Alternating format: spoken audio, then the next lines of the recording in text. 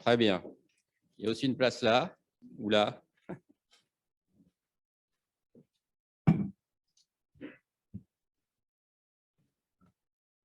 Très bien, je crois qu'on va pouvoir commencer. D'abord, je voudrais évidemment tous vous saluer au nom de la Fabrique écologique, tous vous saluer et vous remercier pour votre venue. Je voudrais aussi saluer les quelques personnes qui sont en ligne et qui participent aussi à la réunion, mais qui, étant loin de Paris, sont en ligne sur le site de la Réunion. Je voudrais saluer aussi tous ceux qui suivent l'atelier sur Facebook, puisque vous le savez, nos ateliers sont aussi retransmis en direct sur Facebook. Voilà, donc c'est la tenue d'un nouvel atelier éco-écologique. Ceux qui nous connaissent, et maintenant on est, je crois, vraiment assez bien connus, savent quelle est la nature de cet exercice. Nous avons une note qui a été rédigée par un groupe de travail d'experts, et l'objectif de la réunion, c'est bien de discuter de cette note préparatoire éventuellement à des amendements, des propositions d'amendements de votre part que vous pourrez transmettre sur les différents sites de la Fabrique écologique, ou même, je pense, peut-être de Forum Vie Mobile, et qui ensuite seront discutés et repris ou non d'ailleurs, mais en tout cas discutés et très probablement intégrés par le groupe de travail au bout de quelques semaines ou quelques mois. Voilà, donc il s'agit bien d'une réunion où votre participation, votre contribution est absolument essentielle. Je crois que la plupart d'entre vous ont dû recevoir la note il y a quelques jours maintenant déjà, donc il y a vraiment les moyens de faire une discussion intéressante. Je voudrais me réjouir évidemment de cette nouvelle publication et du partenariat que nous avons à cette occasion avec Forum Bimobile. Je pense vraiment qu'on a une convergence vraiment assez intéressante d'analyse et de, même si on n'est pas forcément d'accord sur tout, mais on a une convergence de démarche et d'analyse vraiment intéressante, et ça fait suite, cette note, mais peut-être Christophe le rappellera, ça fait suite, cette note, en particulier au travail que nous avons fait en collaboration sur le véhicule autonome. Et donc, je crois vraiment qu'on a, et il y a vraiment nécessité, je pense, d'explorer dans le sens où nous l'explorons, les uns et les autres, tous ces sujets, car ils sont souvent explorés dans un angle très technique, alors qu'en réalité, c'est des sujets très largement sociaux et sociétaux. Et donc, il est important qu'il puisse y avoir des débats et un travail approfondi sur ces sujets. Je voudrais évidemment saluer tous ceux qui vont venir vous présenter cette note, et évidemment Christophe Guay, qui est donc coprésident de Forum Vie Mobile, et qui remplace Anne Fusier, qui, je crois, est en congé maternité, mais qui a elle-même coprésidé le groupe de travail. Vous avez d'ailleurs, sur le papier qui était à l'entrée, la liste du groupe de travail, la liste impressionnante, et je remercie vraiment, j'en profite pour remercier vraiment l'ensemble des gens qui ont travaillé sur ce sujet. La liste est assez longue, vous avez vu, l'ensemble des gens qui ont été auditionnés. Je remercie aussi le comité de lecture de la Fabrique écologique, qui joue, comme toujours, son rôle, je pense, intéressant de discussion. Et je remercie évidemment aussi Gilles Madalenat, qui a été vraiment la cheville ouvrière, coprésidente du groupe, qui a été la cheville ouvrière de ce travail. Merci beaucoup de l'ensemble du travail qui a été fait. Donc, et puis je remercie évidemment les deux grands témoins que nous avons sollicités. Il y en a un qui est en ligne et qui, malheureusement, me dit-on, a une caméra cassée, donc vous ne pourrez entendre que sa voix, mais c'est déjà pas mal, et qui s'appelle donc Hélène Jacquemin, de l'association INVD, Innovation Véhicule Doux, et qui est une association qui œuvre pour des modes de mobilité alternatives en milieu rural de moyenne montagne en Aveyron. On a pensé que c'était évidemment tout à fait intéressant d'avoir un grand témoin de ce type, et donc je la salue. J'espère qu'elle nous entend. Je vous entends, je vous salue aussi. Merci pour cette présentation. Très bien, et merci beaucoup pour votre participation. Évidemment, comme on me l'a signalé, même si vous êtes en ligne, je ne vous oublierai pas pour que vous puissiez intervenir à plusieurs reprises au cours de cette réunion. Et puis, je salue évidemment mon voisin de gauche, Emmanuel H., qui est économiste à l'IFPEN, directeur de recherche à l'IRIS, et qui est un spécialiste des matériaux de la transition écologique et de la géopolitique des ressources naturelles. Et je pense que sur un sujet comme ça, sa contribution sera évidemment extrêmement importante pour nous éclairer sur un certain nombre de choses. Je ne vais pas, moi, parler très longtemps, simplement en une minute, pourquoi, à notre avis, ce sujet est important. Il est important parce que si on réfléchit à la mobilité dans 20 ou 30 ans, on s'aperçoit qu'aujourd'hui, la mobilité électrique n'est pas accessible aux plus modestes. Ça, c'est le premier élément majeur. Et on a beau mettre beaucoup de bonus, de primes, etc. il est peu probable que dans les années à venir, évidemment, il y aura des progrès qui sont faits, mais il est peu probable qu'on arrive à des solutions satisfaisantes de mobilité électrique pour les plus modestes, dans l'état actuel du parc, de la gamme des véhicules, etc. Et donc, il y a un premier aspect, évidemment, social, tout à fait important. Et on le voit bien parce qu'on voit bien que la transition écologique aujourd'hui se heurte aussi à des barrières sociales tout à fait majeures et tout à fait importantes. Il y a évidemment un deuxième aspect tout à fait essentiel, qui est l'aspect, et qui est dans la note, que cette idée de petit véhicule électrique s'inscrit dans un cadre de restructuration très profonde du système de mobilité, avec d'abord diminuer autant que possible la mobilité contrainte, en particulier les trajets domicile-travail, mais aussi aboutir à des systèmes multimodaux et qui permettent de passer d'un bus à une voiture normale, à une petite voiture électrique, à du covoiturage.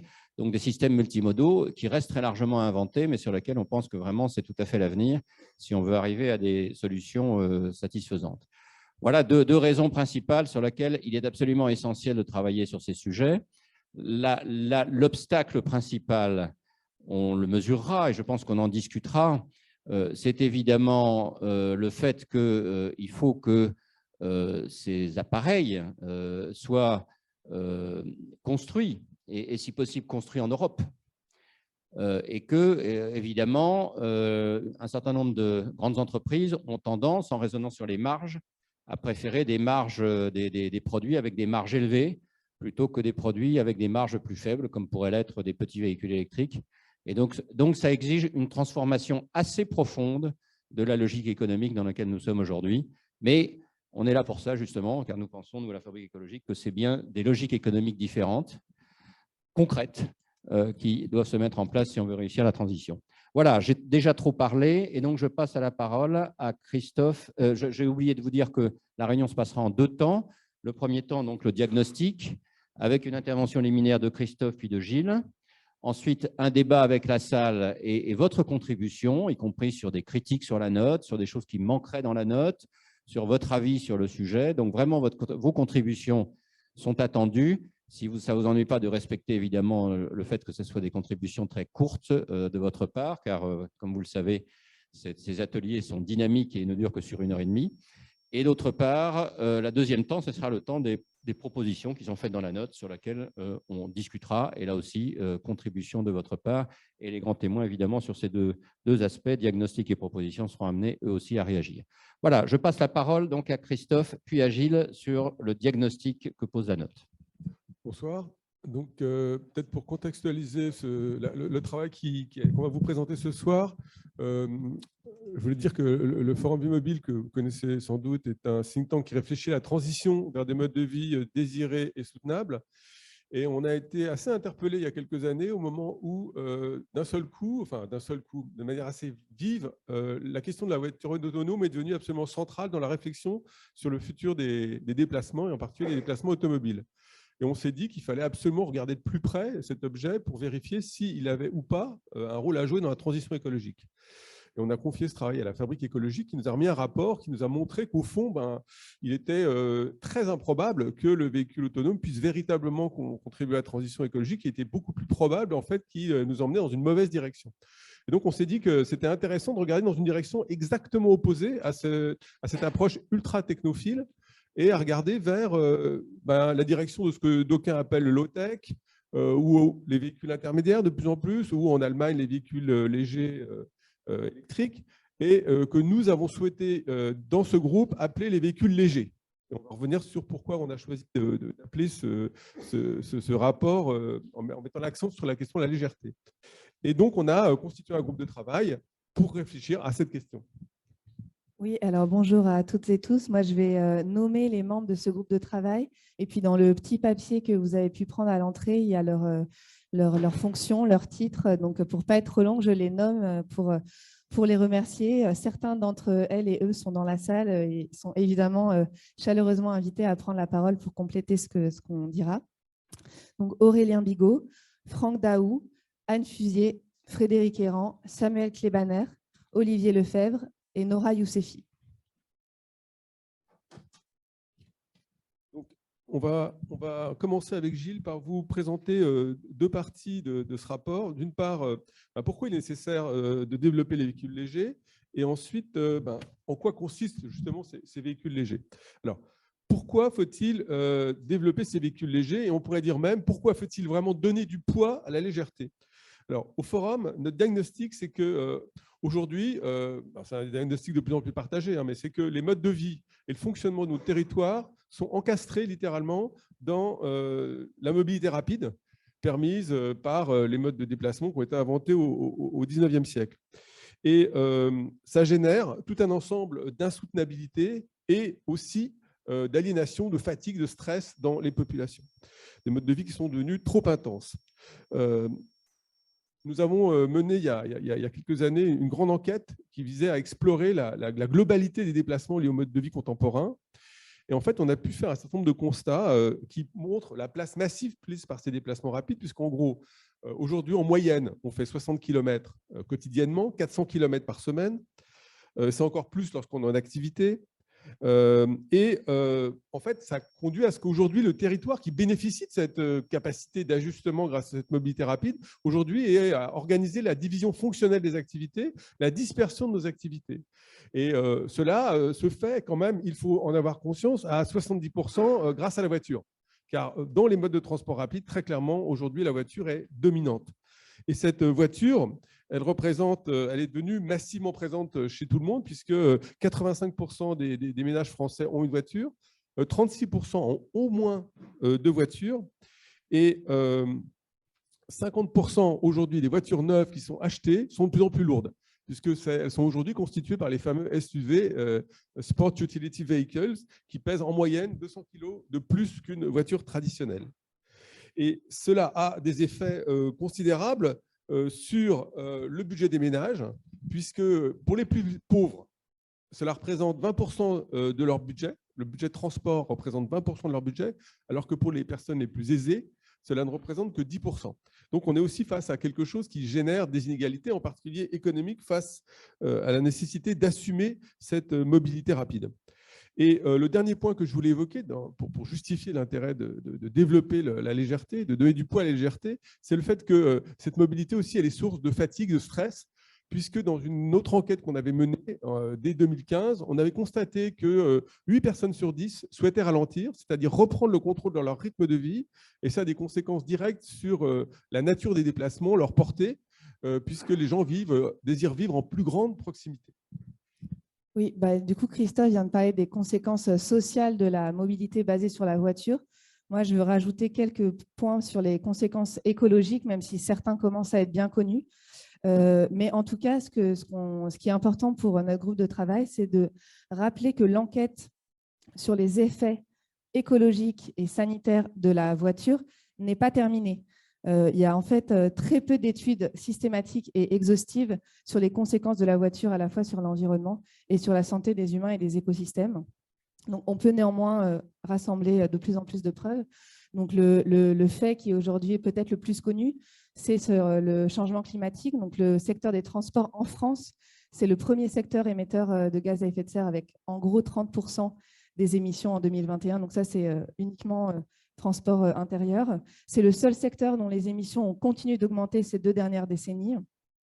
Et aujourd'hui, et la moitié de ces émissions sont imputables à la voiture. Donc la voiture, c'est-à-dire que c'est 15% des émissions de gaz à effet de serre de la France. Et l'année dernière, le CEREMA a montré que les émissions de gaz à effet de serre des voitures neuves ne baissaient plus depuis 2016, à cause d'une part du retour de l'essence et d'autre part de ce que Christophe disait, c'est-à-dire l'augmentation du poids à travers les ventes de SUV. Et donc, à côté de cette conséquence connue des gaz à effet de serre, en fait, la voiture, c'est aussi la pollution des eaux et des sols, la pollution sonore, c'est une empreinte foncière démesurée. Donc, par exemple, à Paris, c'est la moitié de l'espace public qui est consacré à la voiture.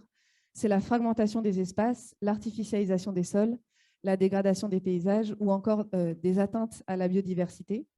Et sur les impacts sanitaires, on connaît maintenant, on commence en tout cas à entrevoir les effets de la pollution atmosphérique, donc sachant que les voitures, elles émettent des polluants, des NOx et des particules fines, qui sont aujourd'hui responsables, on dit, de 45 000 décès chaque année en France.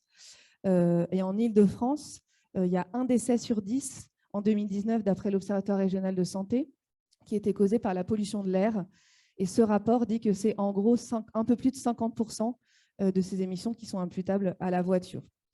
Et donc, à côté de ces 45 000 décès, il y a de plus en plus d'études qui montrent que les effets de la voiture sur la santé sont sous-évalués et sous-médiatisés.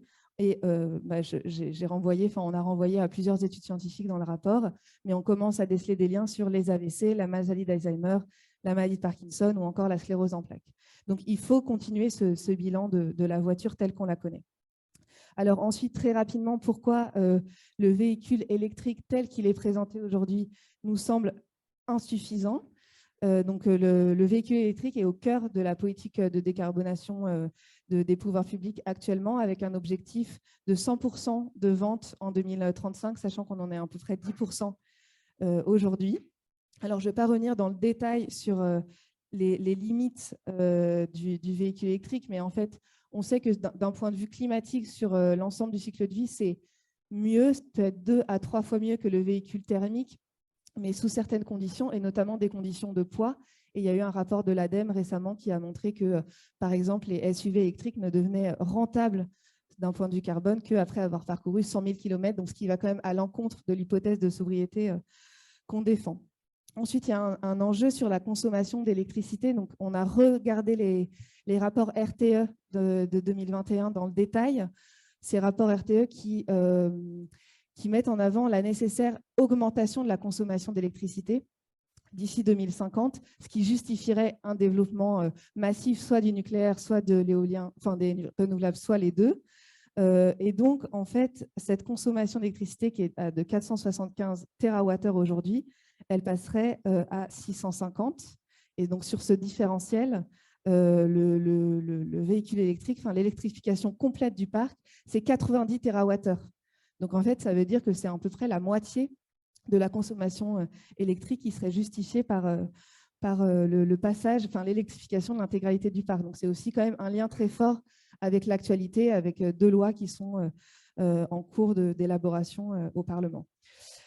Il y a évidemment la question des métaux, de la disponibilité des métaux d'une part, donc vraiment qu'on abordera peut-être avec Emmanuel H, qui est spécialiste de ces questions. Donc, vraiment la question de la disponibilité et puis la question des impacts en fait, de l'extraction de ces ressources qui sont pour l'instant principalement dans les pays du Sud. Donc, en fait, nous, ce qu'on veut dire, ce n'est pas qu'on est contre le véhicule électrique, pas du tout. Pour nous, l'électrification des véhicules, c'est une condition nécessaire, mais ce n'est pas une condition suffisante et qu'il faut à tout prix électrifier autre chose que des SUV, voire des berlines. Il faut électrifier des véhicules beaucoup plus petits. Voilà pour le diagnostic. Ce qu'on va vous présenter, c'est ces fameux véhicules légers. Alors, et tout d'abord, la première question, c'est mais que sont-ils? Alors, en fait, il faut les penser comme, nous semble-t-il, la meilleure façon de les imaginer, c'est de les penser à la fois comme une extension du vélo, mais plus polyvalent, en permettant plus de choses, je vais y revenir rapidement, et une simplification de la voiture pour aller vers plus de sobriété, en particulier par rapport à la question du poids et à la question de la puissance. Alors, je disais que c'est plus polyvalent que le vélo parce qu'effectivement, le vélo, malgré ses immenses qualités, ne permet peut-être pas à tous de faire à tout un ensemble d'activités. Donc, en termes d'équilibre, de vitesse, d'effort, de type de transport de charge ou de personnes, ces véhicules offrent une beaucoup plus grande latitude que ce qu'on connaît en matière de véhicules à vélo, tout en permettant d'assurer un grand nombre des fonctions qui sont aujourd'hui assurées par les voitures traditionnelles telles qu'on les connaît. Mais alors, il y a une énorme différence par rapport à ces véhicules traditionnels, c'est qu'au maximum, et souvent c'est beaucoup moins que ça, ils pèsent moins de 500 kg. Alors, quand on sait qu'une voiture traditionnelle transporte 90% de son propre poids, de sa propre masse, on voit à quel point ces véhicules qui sont beaucoup plus légers pour remplir le même type de fonction ont une beaucoup plus grande efficacité en termes énergétiques, d'autant qu'ils sont soit propulsés de manière mécanique, soit propulsés par une assistance électrique. Et donc, ça leur permet, ces qualités, de remplir donc un bien meilleur ratio entre fonctionnalité et efficacité énergétique. Alors, à quelle vitesse circulent-ils? Alors, ils ont évidemment tout un ensemble il y a tout un ensemble de gradations, hein, mais ils vont jusqu'à 50 km/h. Et donc, on va voir que ça permet de répondre à tout un ensemble d'usages. Alors, quels sont effectivement ces usages? Pour quel usage peut-on utiliser ces véhicules légers? Alors, ce qu'il faut peut-être rappeler, c'est qu'aujourd'hui, dans le système actuel, il y a 30% des déplacements pour des personnes qui sont réalisés à moins de 9 km pour réaliser l'ensemble des activités qui composent leur mode de vie. C'est-à-dire qu'en fait, ils déploient leur mode de vie à moins de 9 km. 30% des personnes qui vivent en France. Et il y en a 60% des personnes qui se déplacent pour leur travail qui se déplacent également à moins de 9 km. Et il y a 23% des personnes qui se déplacent dans le cadre de leur travail qui vont effectuer des déplacements qui pourraient utiliser d'ores et déjà aujourd'hui ces véhicules légers parce que à côté donc du transport des enfants, des personnes âgées, de petites charges, il existe d'ores et déjà aujourd'hui tout un ensemble de véhicules qui ont été identifiés pour permettre de transporter des biens pour pouvoir les vendre en utilisant ces véhicules intermédiaires. Alors, l'autre point qu'il faut avoir en tête, c'est que les prix de ces véhicules sont évidemment beaucoup moins importants, alors même qu'il n'existe aujourd'hui qu'en toute petite quantité et encore souvent à l'état de prototype, mais pour ceux qui sont déjà en vente, leur prix de vente va d'environ 1 500 € à 10 000 €, ce qui est à comparer là encore avec en particulier le coût des voitures, hein, 22 000 € pour une voiture neuve, 25 000 € même pour une voiture neuve, 15 000 pour une voiture d'occasion. Donc, on voit que c'est beaucoup plus accessible par rapport au problème que j'évoquais tout à l'heure de budget transport. Et ces véhicules, donc on peut penser que grâce à au fait qu'ils existent déjà de manière extrêmement diversifiée, on pourrait d'ores et déjà les déployer dès maintenant sur les territoires du fait de la portée spatiale d'une grande partie des déplacements des Français. Mais ce que je voulais aussi souligner, c'est qu'il y a un potentiel de développement qui est encore plus important parce que là, aujourd'hui, on met l'accent sur ces véhicules, mais il y en a d'autres qui sont également des véhicules légers qui se déplacent encore plus vite, hein, jusqu'à 90 km/h, qui sont un peu plus lourds, qui sont des mini-voiturettes. Et puis, il faut les penser en complément avec des systèmes de transport alternatifs, intermodaux, qui proposeraient des systèmes de trains, de cars fréquents, articulés avec des modes actifs. Et donc, si on commence à réfléchir dans une logique de système, eh bien, ces véhicules légers peuvent conquérir l'ensemble des territoires sous certaines conditions d'organisation de ces territoires pour créer des pistes cyclables ou pour dédier des routes à leur usage, ou encore en baissant la vitesse de circulation des véhicules. Alors ensuite, on peut se poser la question de pour qui, enfin à qui sont destinés ces véhicules. Et moi, du coup, j'aimerais évoquer l'inclusivité de ces véhicules, à la fois comme un potentiel et aussi comme une nécessité. Alors pourquoi comme un potentiel? Parce qu'ils sont de fait, enfin ils pourraient être de fait plus inclusifs, en tout cas que le vélo, puisque le fait qu'ils aient peut-être 3 roues, 4 roues, ça les rend plus stables. Le fait qu'on puisse transporter des charges ou des enfants, ça les rend utilisables pour tout un tas de déplacements, notamment les déplacements chaînés, domicile, travail, aller chercher les enfants à l'école, faire ses courses. Certains travaux nous disent que ce sont plutôt les femmes qui s'occupent de ces déplacements. Le fait qu'il y ait des protections contre les intempéries. Enfin, en tout cas, voilà, il y a un potentiel d'inclusivité plus fort que le vélo et aussi que la voiture, puisque pour avoir la voiture, il faut avoir le permis de conduire, il faut avoir certaines ressources économiques, etc., etc.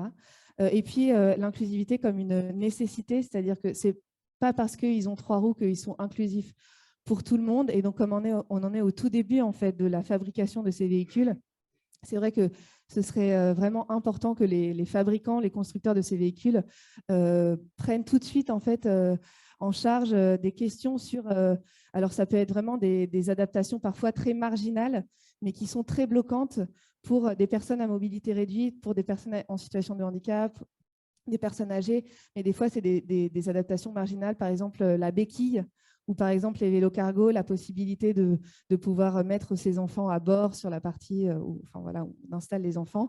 En fait, il suffirait de mettre une portière plutôt qu'avoir à les porter. Enfin, en tout cas, il y a beaucoup d'adaptations qu'on peut faire, mais voilà, il y a vraiment cette nécessité en fait, de concevoir une partie de ces véhicules de manière inclusive, sachant que d'après un sondage réalisé par France Handicap, 9 personnes sur 10 en France éprouvent des difficultés d'accessibilité lors de leur déplacement.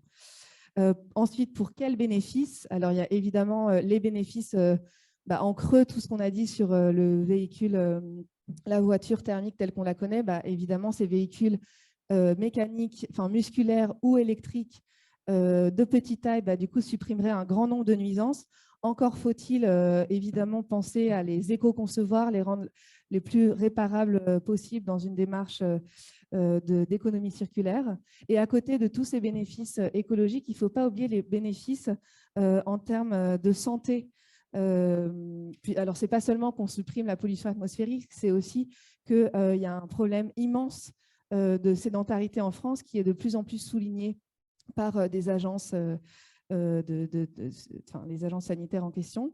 Et en fait, participer à son déplacement, même avec des véhicules à assistance électrique, c'est très bon pour le physique, c'est très bon pour le psychique. Et il y a aussi beaucoup de témoignages de personnes qui éprouvent beaucoup de plaisir en fait, à utiliser ces véhicules. Peut-être que INVD pourra témoigner de cet aspect-là. Et puis les bénéfices économiques, Christophe en a parlé, puisque ce sont des outils a priori beaucoup moins cher pour les individus, mais aussi pour la collectivité, puisqu'on oublie qu'une grande partie des nuisances générées par la voiture n'est pas payée par les automobilistes, mais en fait par l'ensemble de la collectivité indirectement, ou en tout cas sous forme d'externalités négatives. Ensuite, avec quel système de production? Et on a presque fini. Ce qu'il faut se dire, c'est que les véhicules intermédiaires pourraient être une opportunité pour notamment les travailleurs de l'industrie automobile et pour d'autres professions, puisque le passage à l'électrique, en fait, va a priori être beaucoup moins intense en emploi. Il y a la CFDT et la FNH qui avaient publié un rapport l'année dernière, en 2021, qui montre que les véhicules électriques ont besoin de 40 à 60% de main-d'œuvre en moins que le véhicule thermique. Et puis, au-delà en fait, de ces travailleurs de l'industrie automobile, il y a de nombreux étudiants en école d'ingénieurs ou dans les filières techniques aujourd'hui qui expriment un désir une attirance pour un travail qui a du sens et par le low-tech. Donc voilà, il y a un gisement de professions, de professionnels actuels et à venir pour ce secteur-là. Après, toute la question, c'est industrie ou artisanat. Donc, l'idée, c'est sans doute une hybridation entre les deux. Pour tout un certain nombre de pièces détachées, évidemment, l'outil industriel est là, ou en tout cas, il faudrait le relocaliser le plus possible. Et puis, pour des raisons de faisabilité, de disponibilité de l'appareil productif, de sécurité et de rendement d'échelle, évidemment, il faut s'appuyer sur l'industrie disponible. Par ailleurs, c'est aussi intéressant de s'inscrire dans une démarche plus low-tech et plus décentralisée, beaucoup plus proche aussi de l'artisanat. Et donc, il y aurait sans doute une articulation à faire entre les deux, avec la conception du coup des pièces détachées qui se feraient en usine, et puis l'assemblage et la réparation dans des micro-usines déployées un peu partout sur le territoire et dans une approche beaucoup plus artisanale. Enfin, j'en arrive à la toute dernière question, qui est pareil, esquissée, comme tout ce qu'on vient de faire, et on peut revenir de manière plus complexe après. Quelle cohabitation avec les autres modes? Donc ça, c'est une question évidemment cruciale, parce que déjà aujourd'hui, entre les piétons, les cyclistes et les automobilistes, il y a des conflits d'usage. Et donc, en fait, le développement des véhicules légers ne se fera pas sans le développement d'un système modal complet qui inclut notamment des infrastructures dédiées. Et donc, pour ça, il faut adapter les infrastructures routières pour rendre possible cette cohabitation. Donc, hors agglomération, sur les routes départementales, par exemple, il serait possible d'aménager des pistes cyclables qui seraient, des pistes qui pourraient accueillir les véhicules intermédiaires. Et puis en agglomération, on pourrait s'inspirer de ce qu'a fait la Suisse, qui a désigné en fait 3 catégories d'occupation, enfin 3 catégories de circulation en fonction de critères techniques, de vitesse, de poids, etc. Et dans chacune de ces catégories, a le droit de circuler un certain type de véhicule. Et puis après, j'esquisse en passant la question de la réduction des vitesses, mais qui pour nous semble centrale. Et là encore, peut-être que INVD pourra apporter un témoignage, mais effectivement que le développement des véhicules intermédiaires nécessitera sans doute, ou en tout cas sera beaucoup plus facilité par la réduction des vitesses qu'on appelle de nos voeux pour plusieurs raisons. Voilà, on en a fini. Merci beaucoup pour cette présentation. Alors, pendant que chacun réfléchit à l'intervention qu'il va faire ou la question qu'il va poser, etc., je vais demander une première réaction parce qu'ils auront l'occasion évidemment de réintervenir tout au fil de la réunion à nos 2 grands témoins. D'abord, peut-être sur 2-3 minutes, si ça n'ennuie pas trop, d'abord peut-être à Hélène Jacquemin, puisqu'elle est à distance. Oui. Une première réaction, voilà, sur 2-3 minutes, sur voilà, l'ensemble de la problématique qui a été exposée. On est tout à fait en phase avec l'ensemble des éléments qui ont été déroulés par Christophe et par Gilles. J'ai bien noté que Christophe avait dit qu'il fallait que je parle peu, donc je vais essayer juste d'enrichir ça. Dans un premier temps de mes 2-3 minutes, mais je vous redonnerai la parole ensuite. Voilà. D'accord. Alors, je voudrais juste élargir, rappeler un point. On s'intéresse, nous, plus particulièrement donc, à la mobilité dans les territoires ruraux. Et par rapport à ce que j'ai pu entendre, je voudrais souligner un aspect qui pour nous est important. Lorsqu'on parle de multimodalité, on peut considérer que dans nos ruralités qui sont de moyenne montagne, voire de haute montagne, il est très compliqué de parler de multimodalité. Il n'y a pas de transport en commun, il n'y a pas de train, etc. Et donc, c'est le fait de vivre dans un territoire très rural qui nous a amené à développer ces véhicules, à être en contact avec des constructeurs de ces véhicules intermédiaires qui nous semblait répondre effectivement à ce chaînon manquant qu'il y a entre le vélo à assistance électrique, qui est bien dans nos montagnes jusqu'à peu près 5 km, mais qui ne peut pas parcourir les distances et les dénivelés que nous avons. Et c'est là aussi où on se heurte aux petites voitures électriques sans permis, par exemple, qui trouvent aussi leurs limites du fait de leur poids. Ce sont des véhicules qui pèsent autour de 500 kg et qui, de ce fait, se trouvent limités dans leur autonomie pour parcourir ces territoires de montagne. Donc, on est bien dans notre ruralité sans ces véhicules intermédiaires, il est très compliqué d'envisager des déplacements si ce n'est par la voiture. Voilà. D'où notre intérêt, nous, à ce que vraiment les constructeurs de ces véhicules intermédiaires soient effectivement mis en avant, et merci pour ce que vous faites. Merci beaucoup, Hélène Jacquemin. Alors, une réaction aussi donc, relativement courte d'Emmanuel H. Je vais essayer de faire court. Je suis également en phase avec ce qui a été dit, mais je vais le dire un tout petit peu autrement. Le rapport, il est intéressant. Enfin, cette note, elle est intéressante à plusieurs titres parce que déjà, elle fait le point sur la mobilité, chose qu'on ne voit pas forcément partout. Donc ça, c'est un point qui est assez fondamental. Deuxième point, elle reprend un triptyque que moi j'essaie de défendre depuis plusieurs années, c'est-à-dire plus petit, plus léger, moins puissant. Donc je trouve qu'on est assez en phase. C'est une note aussi qui est à la bonne échelle. Alors ça va peut-être vous paraître bizarre quand je dis ça, mais qu'est-ce que ça veut dire à la bonne échelle ?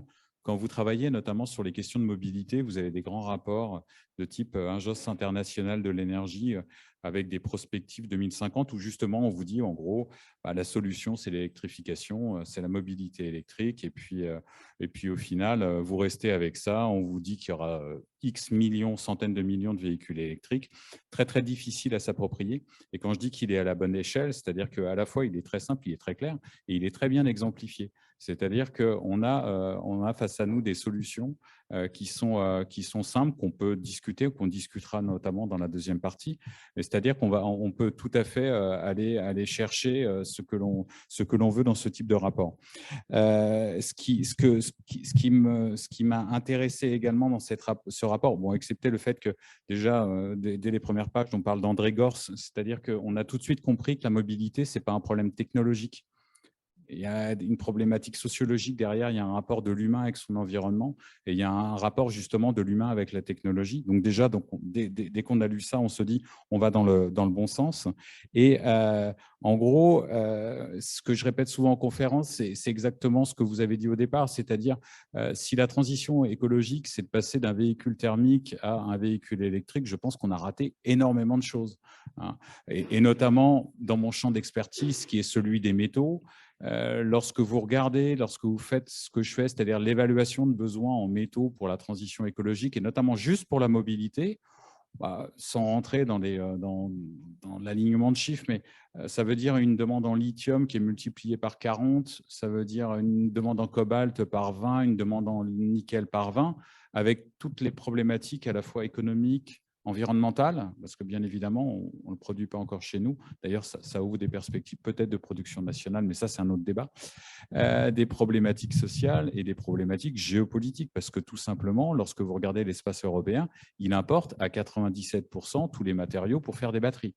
Donc, à un moment, il faut se poser la question de notre rapport à la mobilité et notre solution qui paraît unique, mais qui n'est absolument pas unique et qu'il faut bien évidemment discuter, c'est-à-dire est-ce que l'électrification des transports, c'est la seule solution? Non. Et donc, ce rapport, il est intelligent et à la bonne échelle parce que justement, il tend à démontrer qu'il y a, comme tout rapport de prospective devrait être, c'est-à-dire des futurs sont possibles et des futurs sont à inventer.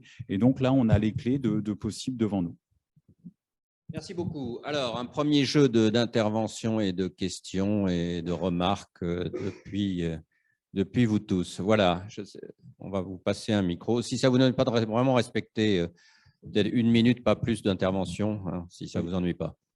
Frédéric Errand, l'un des contributeurs de ce rapport, je voudrais juste signaler que l'ADEME prend très au sérieux les véhicules intermédiaires, puisqu'ils ont lancé un extrême défi. Vous pouvez aller voir sur Internet à quoi ça ressemble. Il s'agit d'inventer donc de solliciter, disons, la communauté scientifique et des ingénieurs pour inventer en 3 ans une série de prototypes industrialisables correspondant à ces véhicules intermédiaires. Je voudrais aussi signaler que un certain nombre de scientifiques dont je fais partie prennent tout à fait au sérieux ces véhicules intermédiaires et nous avons sorti récemment un dossier dans Transports urbains qui s'appelle comme ça, l'avenir des véhicules intermédiaires. Pour ceux qui ont envie de creuser le sujet, c'est disponible sur Internet, bien sûr. Et puis, j'aimerais enfin juste rappeler que l'empreinte matière d'une voiture, c'est 7 à 10 tonnes. Donc, quand on découvre ce chiffre, on est un peu effaré que pour, disons, 8 tonnes, on transporte 100, 120 kilos de personnes et de charges. Donc, on est dans un rapport de 1 à 80. Pour transporter seulement un peu plus d'une personne et quelques affaires, et il faut près de 10 tonnes. C'est évidemment pas durable. Et il y aura des pics pour tous les métaux, comme il y a un pic du pétrole qui est en cours. Voilà. Merci. Merci. Alors, devant, il y avait une demande d'intervention. Non? Si? Oui. Et puis là. Je suis désolée, ce n'est pas tout à fait central, c'est juste à partir de mon expérience. Je suis professeur de philosophie. Vous m'entendez là? Oui, mais si vous pouvez vous présenter en effet en un mot. Sophie Ernst, professeure de philosophie, et j'ai travaillé à l'Institut national de recherche pédagogique sur l'éducation morale. Et comme on l'avait avant, qui était une éducation qui d'un côté touchait la morale, mais aussi toucher la civilité de tous les jours, les gestes appropriés. Et on voit bien que dans le partage de l'espace de mobilité, il nous manque quelque chose comme cette éducation que les enfants recevaient à l'école primaire, d'observer les situations et de voir comment on peut se conduire avec civilité. La crise à Paris, elle est patente dès qu'on est piéton. Enfin, tout le monde se sent victime des autres modes de mobilité. Et ce que je vous suggère, à chaque fois qu'il y aurait... J'ai trouvé votre exposé formidable.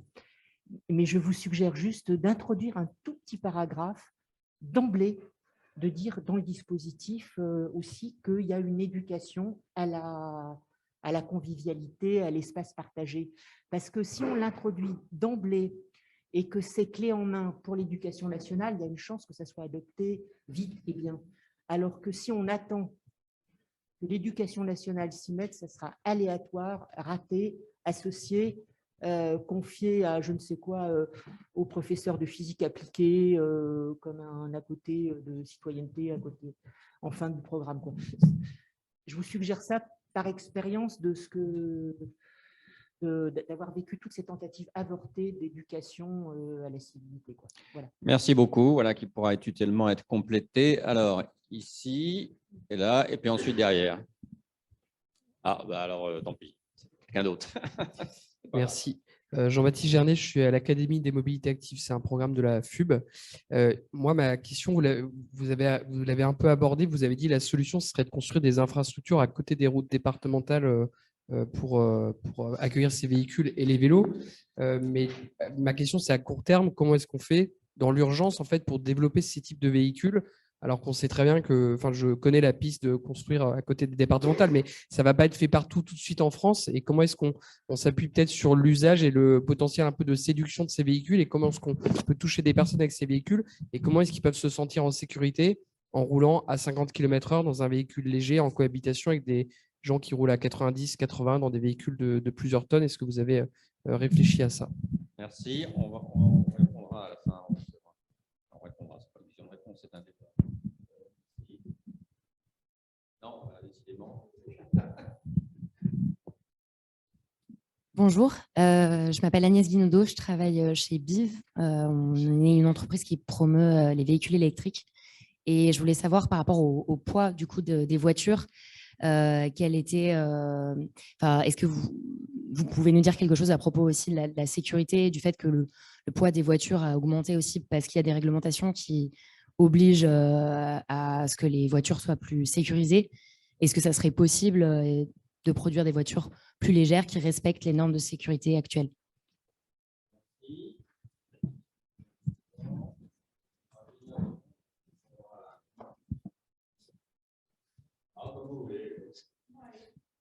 Merci. Bonsoir, Maxime Desplat, je suis avocat, mais là je m'exprime pas du tout à titre professionnel, mais simplement à titre de citoyen concerné. J'avais juste, d'abord merci beaucoup, c'est hyper intéressant. Et sinon, je voulais également poser quelques petites questions. Premièrement, sur les véhicules qui sont trop lourds, je pense qu'il y a un consensus aujourd'hui qui se dégage.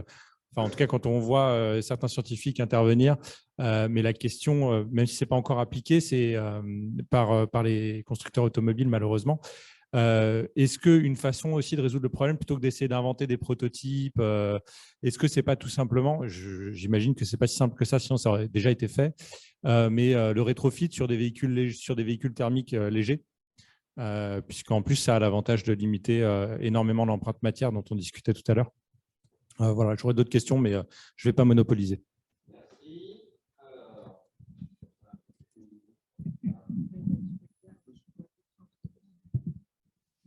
Bonsoir, je m'appelle Antoine Bouqueux, je suis ingénieur en master et dans le cadre d'un de mes projets, je participe pour le compte de la région Île-de-France au déploiement de l'électromobilité en région Île-de-France. Et ma question est assez simple, quel serait le rôle de l'État ou des collectivités comme les régions, voire les échelles inférieures, pour le déploiement donc, des véhicules sobres?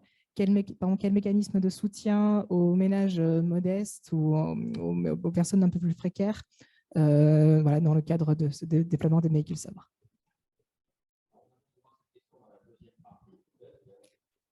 Merci beaucoup.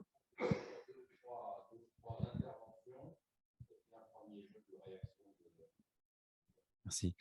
Bonjour, moi c'est Lucas Vanson et je développe un véhicule intermédiaire. Justement, c'est le premier qu'on a vu qui s'appelle Carbikes. On participe notamment à l'extrême défi qui a été mentionné et qui est soutenu par l'ADEME. Du coup, je voulais dire là justement sur l'aspect qu'est-ce que peut faire les pouvoirs publics pour développer ça. C'est déjà financer en fait ces produits, puisque pour l'instant, c'est que des prototypes. Si on veut qu'un jour ils soient disponibles à l'achat, on pourra faire des subventions pour les clients. Mais pour qu'ils soient disponibles à l'achat, il faut déjà qu'on les fabrique. Si on ne veut pas que ce soit fabriqué en Asie et qu'ils arrivent en masse et qu'on veut les faire ici, il faut que ce soit subventionné de ce point de vue-là. Il y a des choses, mais c'est encore très limité. Et puis, je voulais revenir sur la question du poids aussi. On a parlé de 500 kg pour 40 ou 50 km/h. Et en fait, c'est déjà le cas, par exemple, de la Citroën Ami ou de la Renault Twizy, qui sont des véhicules, des voitures sans permis qui vont à 45 et qui font déjà 500 kg. Et du coup, mon petit commentaire serait de dire qu'en fait, il faut aller encore en plus léger que 500 kg. Aujourd'hui, nous, on fait des vélos qui vont à 25, donc ils font moins de 100 kg. Mais après, voilà, peut-être qu'on peut aller sur 200 kg pour aller à 45, mais il ne faut pas aller trop loin, sinon on retombe dans la voiture, en fait. Très bien. Alors, encore 2 interventions. Il y aura un deuxième jeu et même un troisième jeu s'il le faut. Donc, ne vous effrayez pas. Je ne sais pas où est le micro. Oui, non, ça il est au fond. Oui. Patrick Tonnelier de EV4 France. Alors, moi aussi, je participe à l'Extrême Défi. Et donc, c'est simple. Moi, je suis venu avec mon petit véhicule. Il est là en bas. Donc, ça vous ennuie pas? Bon, excusez-moi. Donc, moi, je suis venu avec mon véhicule intermédiaire.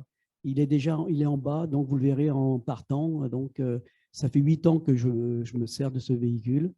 Donc, voilà, la solution est là. Puis, ça pèse que 60 kg. Hein. On n'est pas à 500 kg. Hein. Voilà. Merci. Une dernière intervention. Et puis, mais gardez vos… Oui, bonsoir, Olivier Cornet.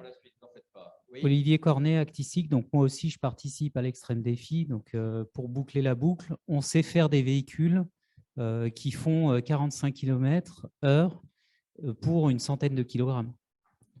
Voilà. Merci. Alors, on va peut-être, il y a quelques questions, si on essaye de résumer, peut-être la question, je ne sais pas si quelqu'un peut répondre sur la question du rétrofit Oui. et sur la question, évidemment, de l'infrastructure et de la sécurité. Je pense que c'est les 2 questions. Peut-être qu'on peut demander à Madame Jacquemin, à Hélène Jacquemin, sur l'association INVD, sur ces sujets d'infrastructure, comment elle voit les choses dans le milieu rural? Qu'est-ce qui se passe? Est-ce que les véhicules qui circulent sont… comment est traité le problème de la sécurité dans ce qu'ils font, peut-être? Oui. Alors, vous m'entendez? Très bien, très bien. Ça va? Très bien, très bien. Oui, d'accord. OK. Peut-être même vous pouvez présenter votre association, ce que vous faites. Pour celles et ceux qui ne connaîtraient pas. Et en particulier sous l'angle de la sécurité. Donc, qu'est-ce que fait votre association sur ce sujet? Et en particulier sous l'angle de la sécurité, quelle est votre appréciation des questions qui ont été posées là par la salle ou des interventions sur ce problème de sécurité? D'accord. Donc, l'association INVD Innovation Véhicules Doux a été créée il y a 4 ans et demi maintenant sur la problématique de trouver une solution de mobilité qui permette de remplacer l'usage du tout-voiture et surtout de la voiture solo qu'on voit dans notre ruralité, où on a donc ces problématiques de distance longue, de dénivelé important et où les vélos à assistance électrique trouvent leurs limites. Donc, on est parfaitement d'accord sur le fait qu'il faut trouver le chaînon manquant qui est entre le VAE et la voiture, c'est-à-dire un véhicule léger. Et nous, on a mis la barre autour des 100 kg. Et un véhicule léger, autour de 100 kg, 120 kg, pour la bestiole que certains ont vu en photo ou ont essayé, hein, Patrick. Donc autour de 100 kg, qui puissent transporter 2 adultes ou un adulte et 2 enfants, qui puissent parcourir quelque chose comme 80 km aller-retour, parce que ici, dans la ruralité, quand on doit aller au travail, on parcourt facilement 40-45 km.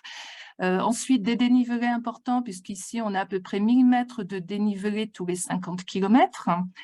Donc, il faut une puissance moteur. Et voilà. Et donc, on a trouvé des constructeurs, hein, Olivier, Patrick, Lucas, etc., notamment par l'Extrême Défi, pour lequel nous aussi, on est partenaires. On a trouvé des constructeurs qui nous font des véhicules qui sont non plus dans la catégorie voiture, mais dans une catégorie qui est très proche de celle du cyclomoteur, qui s'appelle la catégorie L6E XXX, ou X67 pour ceux qui vont à plus de 45 km/h. Donc, pour répondre à la dame qui posait la question, on n'est plus sur de l'automobile, on est sur du cyclomoteur 45 km/h et moteur jusqu'à 4000 watts de puissance. Voilà. Et c'est un avantage, puisque le problème, par exemple, des voitures comme l'Ami de Citroën, c'est que c'est une voiture qui pèse 465 kg et qui a 60 kg de batterie. Et comme elle est lourde, elle a une autonomie réduite. Donc, dans notre ruralité, c'est un véhicule qui, avec les dénivelés que nous avons, peut difficilement dépasser les 40 km d'autonomie. Donc, largement insuffisant pour être une réponse aux besoins de mobilité des territoires ruraux. Voilà. Donc, InVD, on travaille là-dessus et on a lancé pour voilà, valider notre vision d'une mobilité innovante avec les véhicules intermédiaires, un projet qui s'appelle Vitamine 12, c'est-à-dire une expérimentation grandeur nature de ces véhicules intermédiaires en conditions réelles d'utilisation, en sachant que pour l'instant, ces véhicules intermédiaires vont être immatriculés W constructeur, mais ne sont pas encore homologués. Et en sachant qu'à moins de 250 kg de poids, ils n'ont pas les contraintes d'homologation que peuvent connaître les constructeurs automobiles, ce qui est quand même un aspect aussi très important et quand même intéressant pour les constructeurs.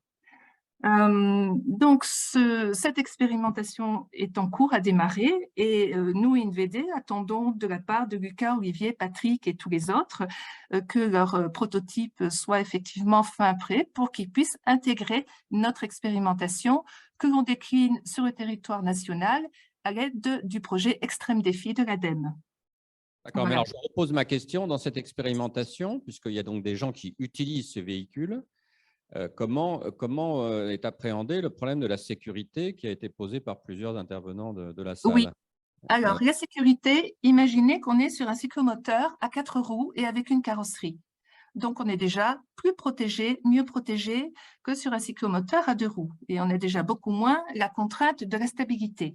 Je vous dis ça pour qu'on arrive à se représenter de quelle sécurité on parle. Ensuite, dans nos territoires ruraux, nos routes sont partagées. Et il ne faut pas se voiler la face.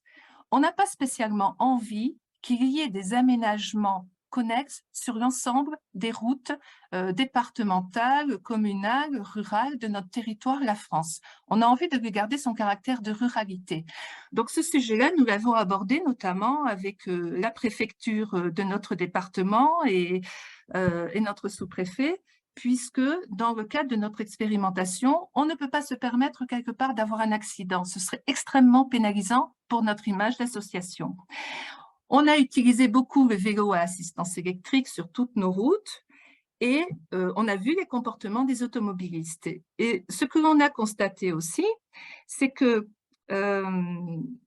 plus on va rouler même à vélo sur ces routes-là qui sont utilisées quotidiennement, parfois par 1000 véhicules au jour quand même, dans notre ruralité, on peut arriver jusqu'à 1000 véhicules par jour sur nos routes départementales, on se rend compte qu'il y a un phénomène d'habitude, en quelque sorte, des automobilistes réguliers qui savent qu'à un moment donné, ils vont se croiser un vélo, d'un vélo-taffeur ou d'une vélo-taffeuse, ou pourquoi pas de véhicules intermédiaires, puisqu'on commence déjà à rouler avec ces véhicules intermédiaires.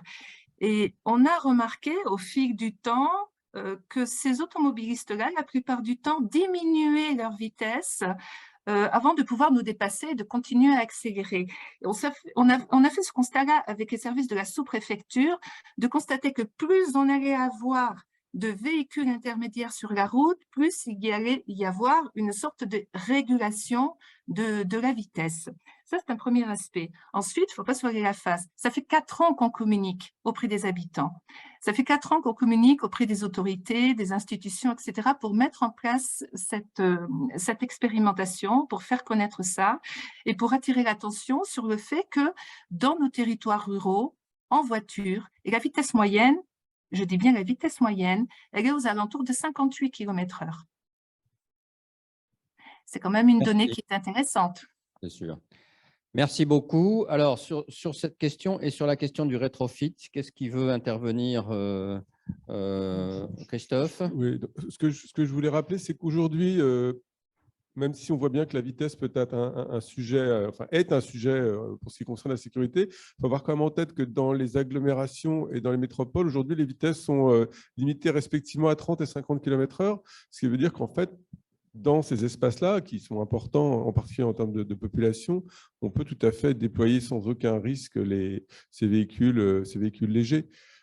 Et qu'effectivement, mais ça a été dit à l'instant, je n'y reviendrai pas plus, mais il y a une sorte de dialectique entre le déploiement d'une flotte de véhicules intermédiaires, le fait qu'ils imposent leur présence sur les routes et le déploiement d'une vie en plus grande proximité qui correspond aux aspirations des citoyens et qui doit donc s'accompagner d'un aménagement du territoire. Donc en fait, on est dans une sorte de dynamique qu'il faut instaurer et qu'il faut instaurer de manière progressive, mais qu'on peut lancer, nous semble-t-il, dès maintenant. Sinon, sur la question du rétrofit, je dirais juste que nous, c'est un des sujets sur lesquels on commence à travailler au Forum du Mobile, en réfléchissant justement à la manière dont on pourrait sortir de ce qui existe d'ores et déjà aujourd'hui en matière de rétrofit, c'est-à-dire des démarches extrêmement artisanales, et pour aller vers une logique qui serait beaucoup plus systématique et qui permettrait à beaucoup plus grand nombre de gens d'y accéder de manière aisée. Merci. Alors, je crois qu'Emmanuel veut dire un mot. Je vais rajouter quelque chose sur le rapport entre poids et sécurité. La question était assez intéressante. Ce n'est pas une histoire uniquement de sécurité, hein, le poids des véhicules et notamment le fait de monter à 2,3 tonnes. C'est une histoire de modèle économique. Hein. Les industriels du véhicule margent beaucoup plus en fait sur des SUV que sur des petites automobiles. Et après, il y a une histoire de rapport entre le poids de la batterie et le poids de la carcasse. Tout simplement, quand vous avez, comme dans les modèles Tesla, une batterie qui fait 650 kg ou 700 kg, bah forcément, il faut que la carcasse puisse porter cette batterie. Donc, vous avez un rapport poids de la carcasse versus puissance et poids de la batterie qui doit être envisagé. Donc, c'est ces deux choses-là qu'il faut regarder. Après, pour le rétrofit, il y a énormément d'entreprises, même de centres de recherche qui commencent à s'intéresser à cette question-là et qui envisagent le rétrofit de manière un tout petit peu à grande échelle. Gilles, veut-elle rajouter un mot ou alors on fait un deuxième jeu? Un tout petit mot juste pour dire que quand on a mentionné le seuil de 500 kg, c'était vraiment un seuil, c'est-à-dire que évidemment dans la note, mais aussi dans les slides qu'on a présentés, où on a présenté des véhicules avec leur poids, ou dans le numéro de transport urbain, on mentionne évidemment des véhicules qui font moins de 500 kg. Bien évidemment, sur le rôle des collectivités, on va venir dans la deuxième partie, en fait. Et puis, juste pour dire que je ne crois pas quand même qu'il y ait un consensus aujourd'hui sur le poids. Enfin, peut-être qu'ici, on est entre nous, mais quand on regarde les stratégies des constructeurs automobiles et puis même des pouvoirs publics, ce n'est pas du tout les dynamiques qu'on observe de réduction du poids, en fait. Donc voilà, c'est aussi pour ça qu'on martèle un peu ce message. On va y revenir dans les propositions, bien entendu. Alors, on fait un deuxième tour, et cette fois-ci en commençant par le début de la salle, si ça ne t'ennuie pas, devant là-bas. Merci, bonjour. Olivier Razemont, journaliste. Les exemples qu'on a de véhicules plus légers et moins volumineux, tout simplement, c'est le 2 roues motorisé qui est devenu 3 roues, 4 roues, couvert par un toit, etc., qui a pris effectivement une part de la voiture dans les grandes villes, notamment à Paris, avec tout un tas de nuisances, en fait pratiquement pire que les voitures. Et c'est l'AMI, qui est effectivement, comme l'a dit quelqu'un, est sans permis, et donc permet à des, je résume parce que ça a été vu plusieurs fois, à des jeunes gens dont les parents ont des revenus importants d'aller au collège qui est à 800 mètres et de la garer devant. Donc voilà où on en est. Alors je trouve ça très, très bien, mais il y a vraiment un enjeu, ça a été déjà dit plusieurs fois, mais qui est majeur, c'est adapter le véhicule à l'usage qui en est fait. Si c'est pour remplacer des vélos ou des marcheurs par des trucs de 500 kilos qui vont aller partout dans les villes, et pendant qu'à la campagne, même je note quand même avec une Jacquemin, j'ai envie d'aller la rencontrer, mais malgré tout, je me dis, là, on va avoir, ben non, vous comprenez, on ne peut pas faire autrement, parce qu'ici, on a la campagne, il nous faut un SUV, et puis en périphérie, on va dire la même chose. Donc, je pense qu'il y a un enjeu absolument majeur, c'est ne pas dissocier la réflexion des véhicules intermédiaires de la réflexion sur l'espace public. Voilà. Merci. Très intéressant. Alors, on continue devant. Bonjour, Sabine Chardonnay, enseignant-chercheur architecture et territoire. Je voudrais faire sortir deux questions par rapport à l'hypothèse d'une industrialisation de véhicules de ce type, et j'apprécie beaucoup ce qui vient d'être dit avant. Il ne faudrait pas qu'on répète les erreurs qu'on a fait avec l'industrie automobile sur l'industrie des nouveaux systèmes de mobilité. En architecture, dans le bâtiment, et Dieu sait que c'est difficile, on travaille aujourd'hui sur le réemploi, la réutilisation, le reconditionnement des matériaux, le démontage. Il faut absolument que ce soit dans les gènes fondateurs de cette nouvelle ligne industrielle qui pourrait naître. Sinon, on va consommer, gâcher énormément de choses. Et à l'autre bout de la chaîne, il y a le problème des comportements. Et je pense que par rapport à la sécurité sur les routes, une idée qui me chatouille depuis longtemps, c'est que quand on passe un permis de conduire, on apprend un code et puis on fait de la pratique sur la route. Eh bien, il faudrait que tous les gens qui passent un permis de conduire aient au minimum 2 heures de vélo sur les routes et au minimum 2 heures de marche dans des zones un peu compliquées pour les marcheurs et les piétons, et que ceci soit validé par l'examen du permis de conduire. Car ce n'est pas un permis de conduire qu'on passe, c'est un permis d'occupation de l'espace public avec des vitesses différentes. Sur le premier point, je crois que c'est très explicite dans la note, ça méritera peut-être d'être renforcé. Pour nous, c'est un argument très important de la réparabilité de ce type de matériel. Tout à fait important. Alors, ici, Denis. Merci. D'abord, je voudrais vous féliciter vraiment d'avoir pris cette initiative parce que ça fait longtemps que je pense qu'il y a un vrai manque dans les politiques écologiques. On parle beaucoup d'efficacité énergétique, des bâtiments, de l'industrie, etc. On en parle extrêmement peu sur la mobilité et donc le fait de s'emparer de ce sujet où il y a une espèce d'impensé sur la taille de l'automobile, je pense que c'est vraiment extrêmement important et c'est une vraie opportunité que vous posiez le débat et que vous le mettiez sur la table. Et ça manquait d'acteurs qui le portent de façon importante.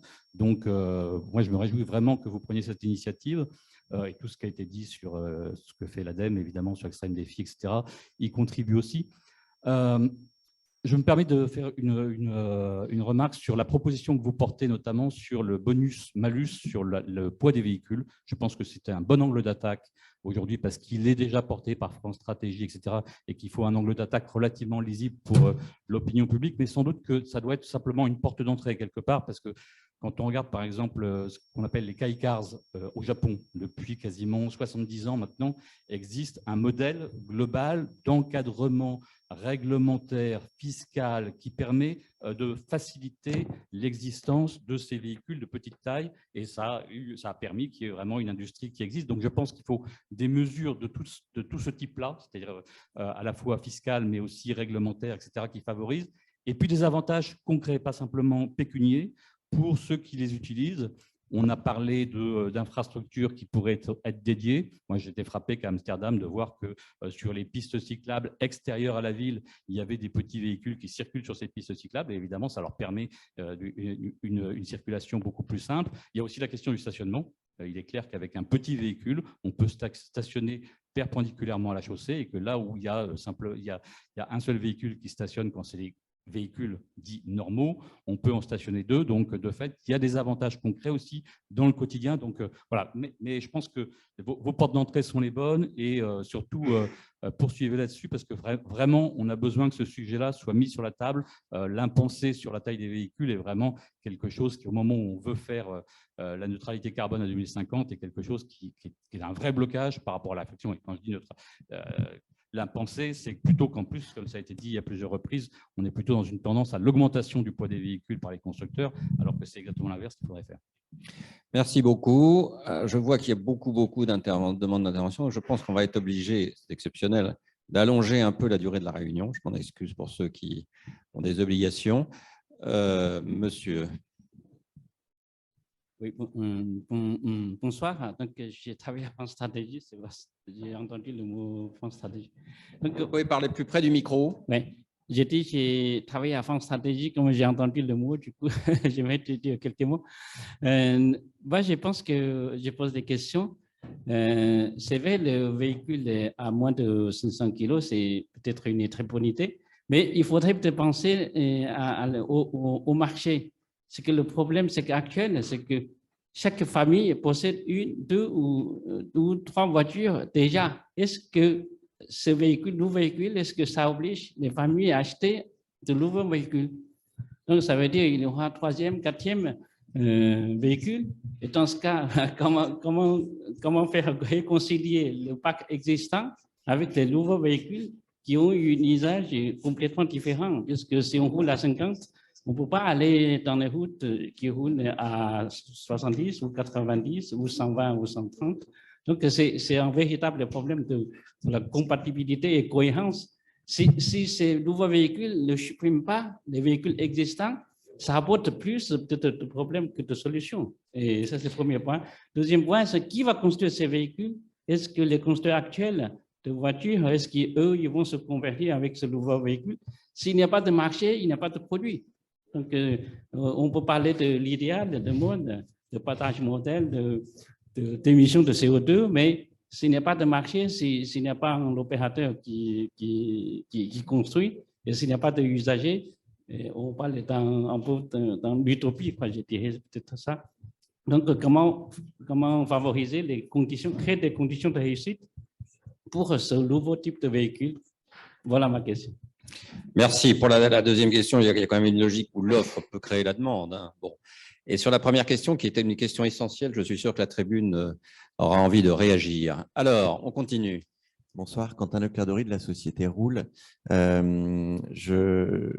avez dit en introduction que l'obstacle principal était la fabrication de ces véhicules.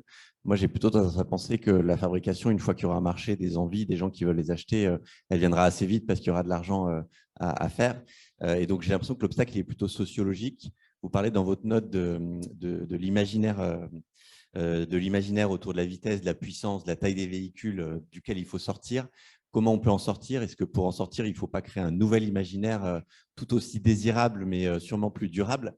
Donc, j'aimerais un peu vous entendre un peu moins sur la technique et puis un peu plus sur comment embarquer les citoyens dans ces nouveaux types de véhicules et leur donner envie de basculer, pas d'en rajouter, mais plutôt de substituer peut-être certains de leurs véhicules. Merci. Alors, on va passer au fond cette fois-ci. Oui, rebonsoir. Donc, j'ai été intervenue tout à l'heure. J'avais une autre question au sujet des véhicules sobres. Les pouvoirs publics aujourd'hui, avec le déploiement des véhicules électriques, ce déploiement rend nécessaire l'apparition des objets que sont les bornes de recharge. Et je voulais savoir, voilà, et toutes les problématiques qu'elle implique en termes d'appel de puissance, en termes d'occupation de l'espace, toujours pour les véhicules, pour l'automobile, au détriment d'autres modes. Donc voilà, ma question s'intéresse, je voudrais savoir quelle intégration donc, des véhicules sobres pour les recharges, on doit toujours investir de plus en plus dans de nouvelles bornes de recharge sur tout le territoire? Et donc voilà, est-ce que merci. Merci beaucoup. Au fond, on va peut-être prendre les trois dernières interventions sur cette première partie et passer à la deuxième partie. Merci de me redonner la parole. Une autre question cette fois, c'est sur l'interaction qu'il y a entre la mobilité d'une part et notre système énergétique d'autre part. On voit de plus en plus passer de papier sur les véhicules to grid. Et du coup, là, je me demande si je voulais savoir en tout cas si vous aviez un avis sur la question et notamment si les pouvoirs publics n'avaient pas déjà anticipé un problème avec notre système énergétique qui pourrait être résolu par le véhicule to grid, auquel cas, est-ce que ça n'expliquerait pas en partie pourquoi on favorise tant les véhicules lourds avec des grosses batteries? Merci. Voilà, si on peut privilégier peut-être ceux qui n'ont pas encore intervenu. Oui, merci, bonsoir. Moi, je m'appelle Jean Dard et je suis designer et auteur d'un mémoire sur les véhicules légers. Je me posais la question d'une part des catégorisations de véhicules, parce que j'observe de plus en plus dans les rues de Paris des gens qui n'ont pas le système Pedelec sur leur vélo électrique et qui roulent, comme je le fais moi-même depuis plusieurs mois, avec une gâchette. Donc j'ai en fait une mobilette électrique qui est illégale. Donc je vois que ça apparaît de plus en plus et je pense que ça va continuer, et parce que en fait c'est juste beaucoup plus libre qu'un véhicule de type mobilette où il faudra avoir une assurance, une homologation, un casque. Après, je comprends qu'il y a une raison aussi de sécurité derrière ça. Je pose la question aussi pour les territoires ruraux, parce que je me suis servi de ce véhicule que j'avais fabriqué quand j'habitais dans la Nièvre, territoire très rural, des routes très rurales. Et d'ailleurs, je rejoins les remarques par rapport à la sécurité. À ce moment-là, j'avais en fait aucun problème parce qu'il y avait vraiment personne sur les routes. Je me posais la question, je me disais que j'allais peut-être me faire écraser par quelqu'un qui va à 130 parce que les gens, ils ne vont pas à 90 là-bas, ils vont vraiment à 140. Et donc, en fait, je croisais juste une voiture par trajet, c'était des trajets de 10 km. Donc, voilà, il y avait ça. Et autre chose aussi par rapport aux batteries, du coup, je roule avec une batterie reconditionnée par mes soins parce que d'après les chiffres que je n'ai pas vérifiés d'une start-up, d'une des 2 startups qui font du reconditionnement de batteries aujourd'hui en France, il y a apparemment 80% des batteries jetées qui sont encore bonnes, de véhicules électriques et d'autres appareils qui utilisent le même format de batterie. Je me posais la question, parce qu'aujourd'hui c'est compliqué de les reconditionner, si on ne pouvait pas faire passer une norme, une réglementation pour la réparabilité des batteries, pour pouvoir démonter les cellules facilement, par exemple avec un pas de vis, et pouvoir les changer, parce que quand c'est qu'une cellule qui foire dans la batterie, il faut changer toute la batterie, parce qu'on ne peut pas dessouder, ça prend trop de temps et c'est trop dangereux. Voilà. Merci beaucoup. Je ne suis pas sûr qu'on pourra répondre précisément à toutes vos questions, mais en tout cas, c'est intéressant et donc on va rester en contact. Une dernière intervention, 2 dernières? Allez, 2 dernières sur cette partie diagnostic. Bonsoir, Jean Leviste, je travaille dans une société du numérique. Je voulais rebondir sur la question de l'imaginaire qui a été précédemment évoquée. Aujourd'hui, le rapport à la voiture, à l'occupation de l'espace, c'est profondément genré. Ce sont principalement les hommes qui causent les accidents, en tout cas qui ont un comportement accidentogène. Les 2 roues thermiques sont à plus de 80% des hommes qui les utilisent. Et cet imaginaire est largement investi, alimenté par l'industrie automobile qui est le client principal ou l'un des clients principaux de la publicité. Et de fait, le véhicule intermédiaire va à rebours de cet imaginaire. Ma question est simple, c'est faut-il inclure une dimension du genre dans la promotion de ces véhicules intermédiaires? Merci. Merci. Et puis enfin, il y avait une demande d'intervention au fond, je crois. Voilà, et puis on va en rester là pour cette première partie. Bonsoir. Donc moi, je suis plutôt sur le volet industriel, production, proposition d'une solution intermédiaire comme vous en avez présenté là. Moi, j'avais 2 questions par rapport à cette note qui a été faite. Est-ce qu'elle a été présentée justement aux constructeurs automobiles et quelle a été leur réaction? Parce qu'on parlait de l'ami Citroën, on peut parler de Renault qui, en grande pompe, a annoncé le duo au salon de l'automobile et puis finalement, ils continuent à faire des SUV, mais cette fois-ci électriques et plus lourds. Du coup, c'était plutôt les gros constructeurs aujourd'hui qui donnent les grandes tendances du marché. Est-ce que justement, ils sont réceptifs à ces réflexions? Et puis, la deuxième question, mais c'est peut-être pour la deuxième partie, je ne sais pas, on parlait de la multiplication des véhicules, etc. Et on évoquait le côté, finalement, l'économie de la ressource, quoi. Faire du véhicule léger pour aussi économiser la ressource utilisée. Avoir 2 tonnes pour déplacer 80 kilos, ça n'a pas de sens. Est-ce qu'on peut aussi se dire que sur le véhicule léger, avoir un véhicule pour l'utiliser finalement que 10 minutes par jour et le reste du temps, il est sur un parking, ça n'a non plus pas de sens, qu'il soit léger ou pas. Et donc d'aller un peu plus loin en se disant, ces véhicules légers, comment on les rend partagés, au même titre qu'on a des trottinettes et des vélos en centre-ville, comment est-ce qu'on peut partager cette ressource de mobilité dans des territoires, alors périurbains, le rural, c'est peut-être un peu plus compliqué du fait des distances, mais au moins périurbains. Merci beaucoup. Je réponds sur le premier point très rapidement en disant que toutes les notes de la Fabrique écologique ont fait l'effort de présenter ces notes aux décideurs divers et variés, qu'ils soient politiques, économiques, etc. Donc, bien entendu, cette note sera envoyée aux constructeurs automobiles en leur disant qu'on est tout à fait prêt à venir à la commenter et en discuter. Voilà. Donc, c'est une démarche que nous faisons. Vous savez, la Fabrique écologique, on est toute une équipe de gens qui ont envie de faire avancer les choses. Donc, nous, on pense que pour faire avancer les choses, il faut diffuser les bonnes idées et puis ensuite, il faut aller voir les gens pour essayer de les convaincre. Et alors, la réaction de cette note a été lue, je crois, peut-être qu'ils a été lue par 1 ou 2 représentants de constructeurs automobiles.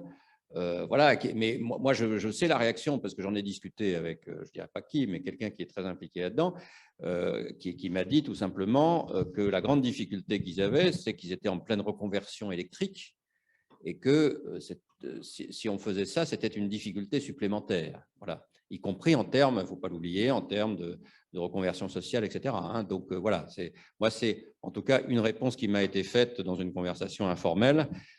Mais voilà, je pense qu'on est là pour essayer de convaincre, donc rien n'est perdu. Alors, un commentaire peut-être Oui, un commentaire très rapide, parce qu'en fait, on est déjà passé un petit peu aux solutions. Oui. Peut-être, oui, non, allez-y. Je réponds juste, effectivement, je réponds sur ce qu'a dit madame. Il faut qu'il soit réparable. Ce que vous venez de dire, il faut qu'il soit bien évidemment mutualisable. Donc, c'est un modèle coopératif. Et les interventions sur les représentations, elles sont essentielles. Si on ne travaille pas sur la représentation de la bagnole, c'est ce que dit encore une fois André Gors, quand il parle de la bagnole, il dit simplement, vous ouvrez n'importe quel bouquin de sociologie de l'automobile, on va vous dire l'automobile, c'est quoi? C'est la liberté, c'est l'émancipation. Alors effectivement, est-ce qu'on est plus libre ou moins libre avec un véhicule comme ça ou avec un véhicule intermédiaire? Ça, c'est la question. Mais surtout, la grande question économique, parce qu'à un moment, il faut se poser la question du modèle économique. Sinon, il faut penser à démobilité. Si on est dans une logique où on pense à un modèle économique, ça veut dire le rendre désirable.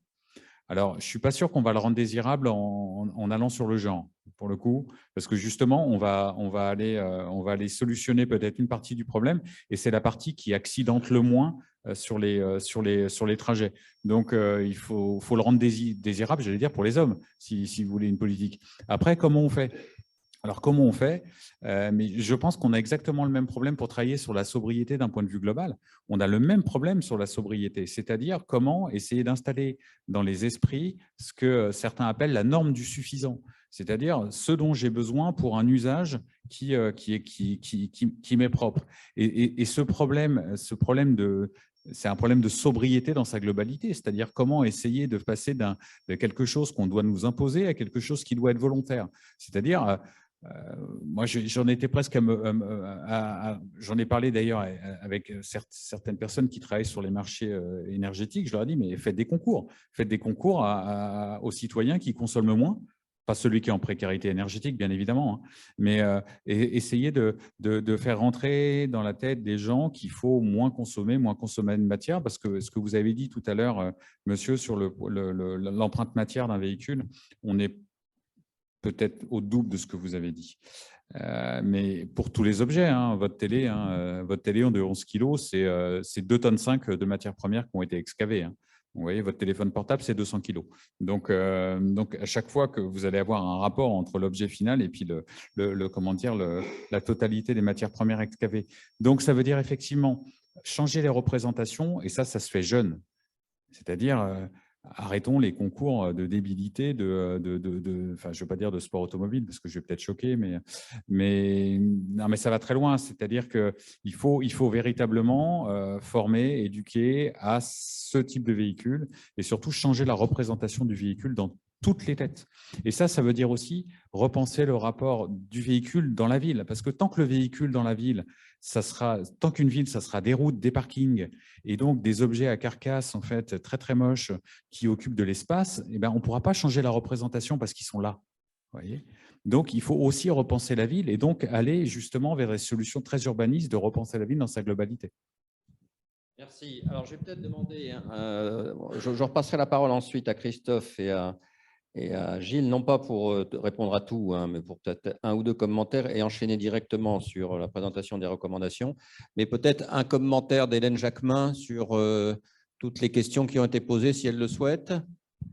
C'est gentil, merci. Moi, j'ai envie de parler de la partie que j'appelle comportementale, parce que j'ai été touchée tout à l'heure par la remarque de madame qui est philosophe, là, et qui parlait du civisme. Et ça rejoignait ce que je disais au niveau de la sécurité sur le fait d'apprendre à fonctionner ensemble sur des routes partagées. On essaye souvent d'opposer les usagers des vélos, d'autres modes que la voiture, on essaye souvent de les opposer avec la voiture. C'est oublier un peu que la plupart des cyclistes sont aussi automobilistes. Donc, je trouve que cette partie qui consiste à travailler en communication aussi sur une population pour leur dire tout le monde doit pouvoir avoir le droit d'essayer d'autres solutions de mobilité et de partager les routes existantes en bonne intelligence. Je trouve que c'est quelque chose de très important et qui va avec aussi redonner le goût d'accepter les différences de l'autre. Voilà. Et ensuite, je voulais aussi réagir sur la question du genre, voilà, qui est pour moi aussi liée à comment embarquer les citoyens. À INVD, au départ, on ne s'est pas du tout posé la question du genre. On a essayé des prototypes, on a parlé de mobilité pour tout le monde. Et en fait, on est tombé sur une étude en Suisse qui parlait du genre et qui disait que lorsqu'on faisait des politiques de changement de mobilité qui s'adressaient aux femmes, on avait un meilleur taux de transformation de l'usage de ces mobilités. Donc, du coup, l'année dernière, on a organisé un événement qui s'appelait En avant Simone, destiné aux femmes rurales pour leur dire « Allez les Simone, on va parler ensemble de toutes les solutions de mobilité, etc. Vous n'êtes pas toutes seules. » Et ça a été fort intéressant, effectivement. Et du coup, pour ne pas rester en reste, je veux dire que suite à la remarque qui vient d'être faite sur le fait de rendre désirables ces véhicules intermédiaires pour les hommes, eh bien, je pense que ça va être la baseline de l'événement que nous organiserons cet automne à nouveau et qui s'appellera En avant Simone, avec le but de rendre En avant Simon, avec le but de rendre effectivement les véhicules intermédiaires désirable aux hommes. Donc, merci de nous avoir donné cette baseline. Très bien, bonne, excellente remarque. Donc, je passe la parole à Christophe et Gilles, mais en demandant d'être vraiment très court, hein, pas trop long, sur un ou deux commentaires sur les questions qui ont été posées et puis la présentation des recommandations.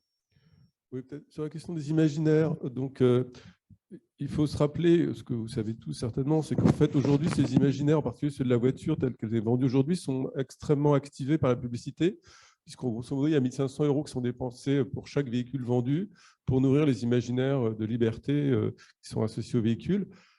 Et donc, la Convention citoyenne pour le climat avait proposé l'interdiction de ce type de publicité.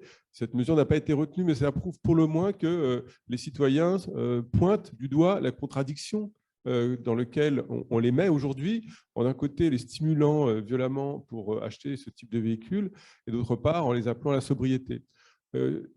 De ce point de vue-là, nous, les études, j'ai fait allusion tout à l'heure dans notre diagnostic, montrent qu'aujourd'hui, il y a une aspiration réelle à reprendre le contrôle sur son rythme de vie et à ce que les déplacements rapides occupent moins de place dans les existences. Donc, on pourrait dire que d'ores et déjà, il y a un potentiel à activer très fort d'un imaginaire alternatif et d'une volonté de vivre en plus grande proximité. Donc, quelque part, la question des imaginaires, c'est aussi celui des décideurs, me semble-t-il. C'est-à-dire aujourd'hui, au fond, qu'est-ce qui anime les gens qui sont en position de décider pour faire qu'ils décident de ne pas retenir la mesure d'interdiction de la publicité? Pourquoi est-ce qu'au fond, on continue à promouvoir un modèle de masculinité basé sur cet idéal de vitesse? Je renvoie sur la question du genre à une étude, un travail remarquable d'Axel Marie Granier, qui travaille sur la question des rapports genrés au risque. Et ce qu'elle montre, c'est qu'en fait, et vous trouverez cette étude sur le site du Forum Vie Mobile, ce qu'elle montre, c'est qu'en fait, il y a une socialisation des hommes au risque et que c'est un élément constitutif de la masculinité. Et il se trouve qu'un des moyens aisés de réaliser cette identité masculine, c'est en conduisant très vite sur une route et en prenant des risques. Donc, on voit qu'il y a un enjeu éducatif absolument considérable pour déconstruire en fait cette identité masculine basée sur le risque, si on veut remettre en cause les accidents qui vont avec. Voilà. Et ce que je voudrais dire également, alors sur un sujet radicalement différent, c'est que quelqu'un a abordé la question du marché qui existerait peut-être pas pour ce genre de véhicule. Il faut peut-être rappeler qu'en fait, un marché, c'est une construction sociale qui dépend des règles qu'on instaure pour le faire exister et que, on va y revenir là dans la partie des propositions, rien n'empêche de changer les règles du jeu et de créer les conditions pour que le marché du véhicule intermédiaire puisse se développer facilement. Il suffit de changer les règles du jeu qui construisent des marchés actuels basés sur des véhicules extrêmement lourds, extrêmement polluants. Et donc, on va revenir sur nos propositions. Oui, donc effectivement, on va pas, enfin moi non plus, je ne vais pas répondre à beaucoup de vos questions parce que finalement, on va y répondre dans la seconde partie avec nos propositions. Mais effectivement, on a pointé le même problème avec les Citroën Ami qui sont utilisés comme 3e ou 4e voiture pour des lycéens sans permis. Enfin, voilà, il y a beaucoup de choses que vous avez soulignées sur les imaginaires. Je ne vais pas rajouter grand-chose, si ce n'est qu'il y a de plus en plus de travaux d'historiens qui ont montré, enfin qui ont rappelé en fait à quel point la voiture s'est développée difficilement en fait dans nos sociétés, ont été rejetées à plusieurs reprises par des référendums en Suisse, par des manifestations aux États-Unis en fait. Et donc il y a eu un travail très très fort sur les imaginaires qui ont été faits par la publicité, tu l'as dit, mais aussi par toute la production culturelle, les films, les livres, etc. Donc, il y a peut-être à la fois, effectivement, limiter aujourd'hui la publicité sur la voiture et puis mettre en avant, en fait, pour les véhicules intermédiaires, faire le lien avec d'autres sujets que seulement les sujets mobilité. Et donc, moi, je crois beaucoup aux questions, aux bénéfices sanitaires, en fait, de ces véhicules, à condition que, effectivement, les professionnels de santé s'emparent de ces questions et révèlent, en fait, tous les co-bénéfices sanitaire à l'utilisation d'une mobilité active, même s'il y a une assistance électrique. Et puis, la dimension de plaisir, je trouve, quand on a échangé avec INVD, et puis on a lu un petit peu certains articles, j'ai l'impression que les personnes qui ont expérimenté en fait, vos véhicules chez vous ont témoigné de beaucoup de plaisir, de détente après le travail, etc. Donc, c'est aussi tous ces aspects-là qu'il faut mettre en avant. Et du coup, peut-être que j'enchaîne direct. L'exercice auquel on a essayé de répondre, c'est d'identifier 3 propositions principales. Alors, ce n'est évidemment pas les seules, mais c'est peut-être celles qui donnent les premières impulsions. Donc, je vais présenter la première. Non pas, ce n'est pas un ordre d'importance, mais il nous semble indispensable d'instaurer un véritable bonus-malus sur le poids des véhicules, puisqu'il y a un enjeu fondamental, et donc du coup, c'est le lien avec la question de, par exemple, de la substitution. En fait, l'enjeu pour ces véhicules, c'est bien qu'ils arrivent en substitution et non pas en addition. Ça, c'est un problème vraiment classique qu'on retrouve dans d'autres domaines de l'écologie, l'agriculture biologique, par exemple. Donc, pour que les véhicules intermédiaires se substituent, en fait, il faut forcément pénaliser les véhicules les plus lourds. En tout cas, dans un premier temps, ils pourraient se substituer à un deuxième véhicule, par exemple.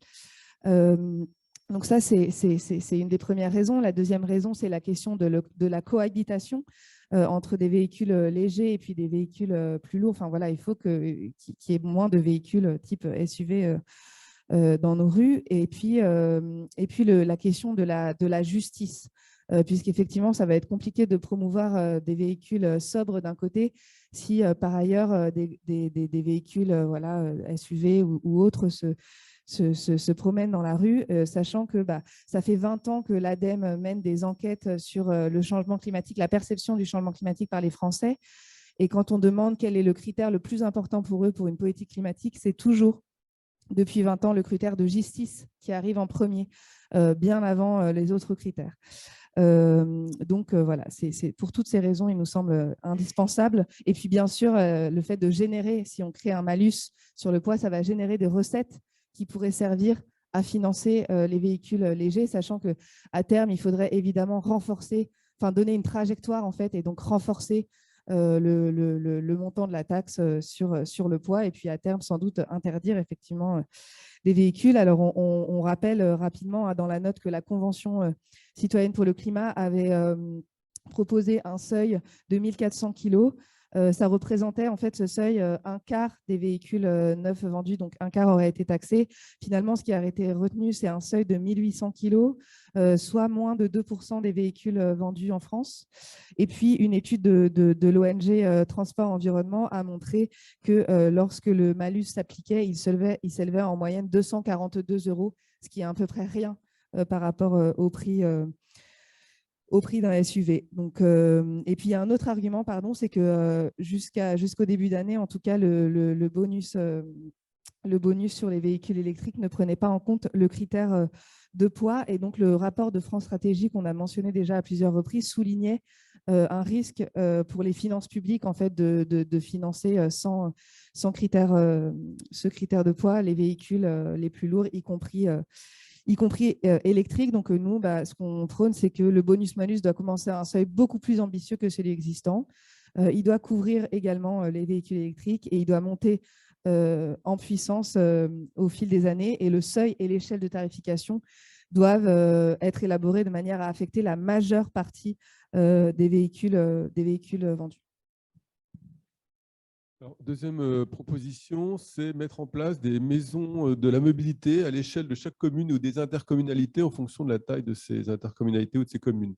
L'idée, en fait, c'est de mettre à disposition du public, à cette échelle locale, une flotte de véhicules légers qui auraient le double avantage de permettre à chacun d'y accéder pour les essayer, d'avoir accès à une grande diversité de véhicules et donc, ça répond à une des questions, à une des objections qui a été soulevée, de pouvoir changer facilement de véhicule en fonction des types de besoins qu'on éprouve au moment où on en a besoin. Et de surcroît, troisième avantage, et on rentre aussi dans la question du développement de l'offre, de permettre de créer un marché d'ores et déjà pour proposer un très grand nombre de véhicules intermédiaires à une échelle déjà assez importante, assez massive.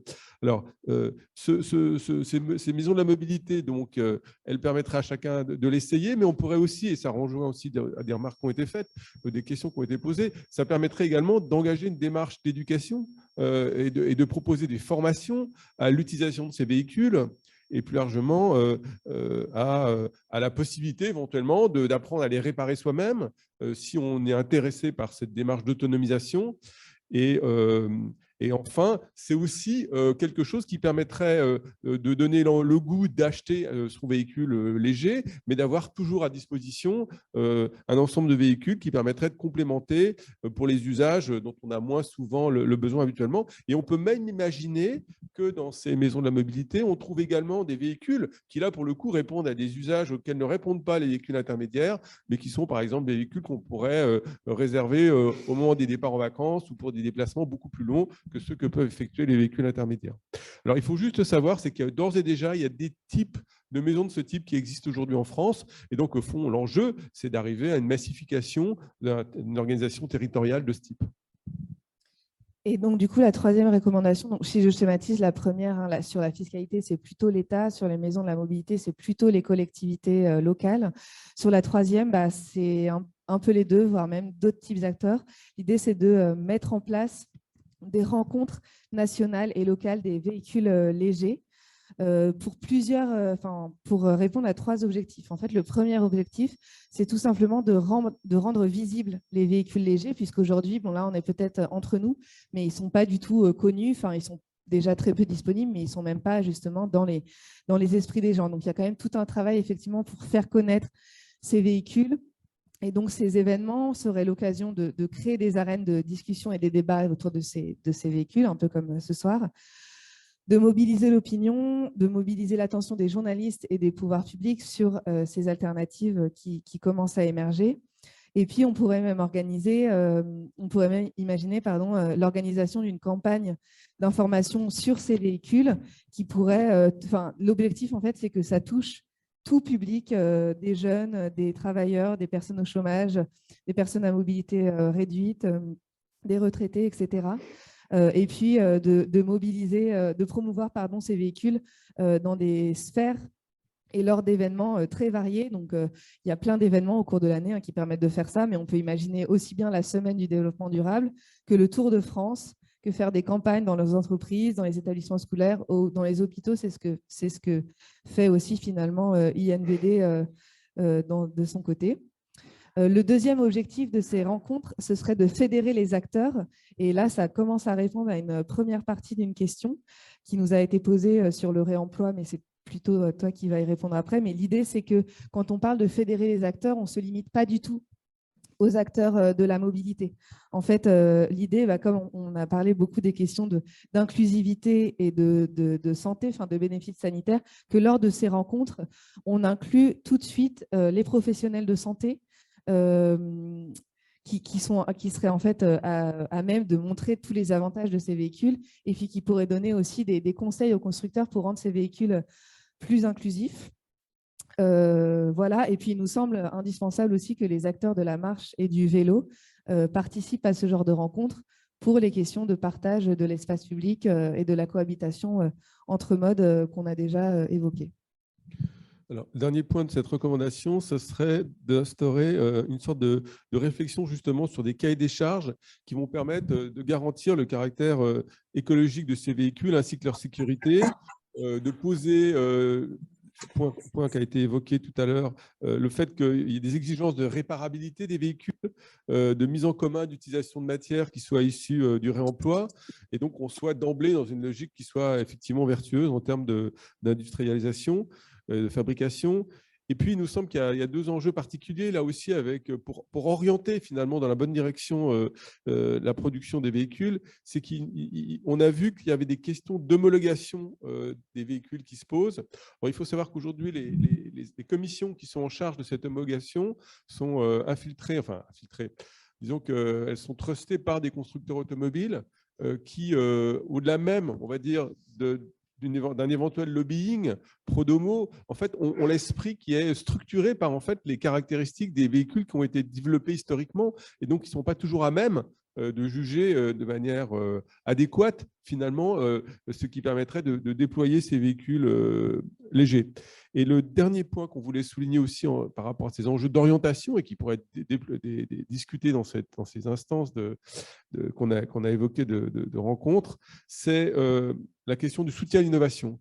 Il a été évoqué à juste titre l'initiative de l'ADEME de l'extrême défi, qui s'inscrit dans cette logique. Mais il nous semble qu'il y a quand même un enjeu par rapport à l'orientation de l'innovation qui reste aujourd'hui extrêmement technophile par principe, alors qu'on voit que les enjeux aujourd'hui sont de réorienter l'innovation au service de ces véhicules légers, de la sobriété et d'une démarche qu'on pourrait qualifier plus globalement de low-tech, même s'il faut être plus précis sur les termes, et que, y compris dans une logique low-tech, il peut parfois y avoir pas mal de technologies pour être efficace. Dans l'esprit de la fabrique écologique, on a toujours considéré que la logique low-tech était très passionnante et devait être mise en œuvre, mais qu'elle intégrait presque par construction aussi du high-tech. Voilà. Donc, opposer les deux ne nous paraît pas tout à fait opérationnel. Voilà. Alors, je ne voudrais pas qu'on allonge trop la réunion, donc je vais prendre 2-3 interventions, pas plus. Et puis ensuite, je demanderai à chacun à la tribune et parmi nos grands témoins de conclure en 1 minute ou 2 pour qu'on n'allonge pas trop. Voilà, je vois une intervention là-bas. Oui, Isabelle Le Sens, j'anime le blog, c'est un blog qui parle des politiques en faveur du vélo, et ça s'appelle Isabelle et le vélo. Je voudrais juste intervenir pour donner l'information selon laquelle la politique de rendre visibles les nouveaux véhicules dont nous avons parlé ce soir, ça se produira notamment cet été à Lunéville, qui se trouve à côté de Nancy, la grosse gaffe de Nancy bien sûr, et c'est autour du 14 juillet, ça sera sur 3 jours, et il y aura notamment des gens de l'extrême défi et d'autres, bien entendu. Voilà.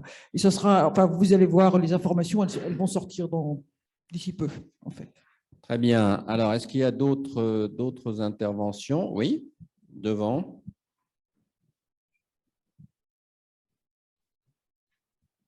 Actuellement, au Japon, il y a une énorme réflexion sur la mobilité des personnes parce qu'il y a une population très vieillissante et il y a une convergence de réflexion entre des urbanistes et des industriels sur la production de nouveaux petits véhicules pour les personnes âgées, handicapées, etc.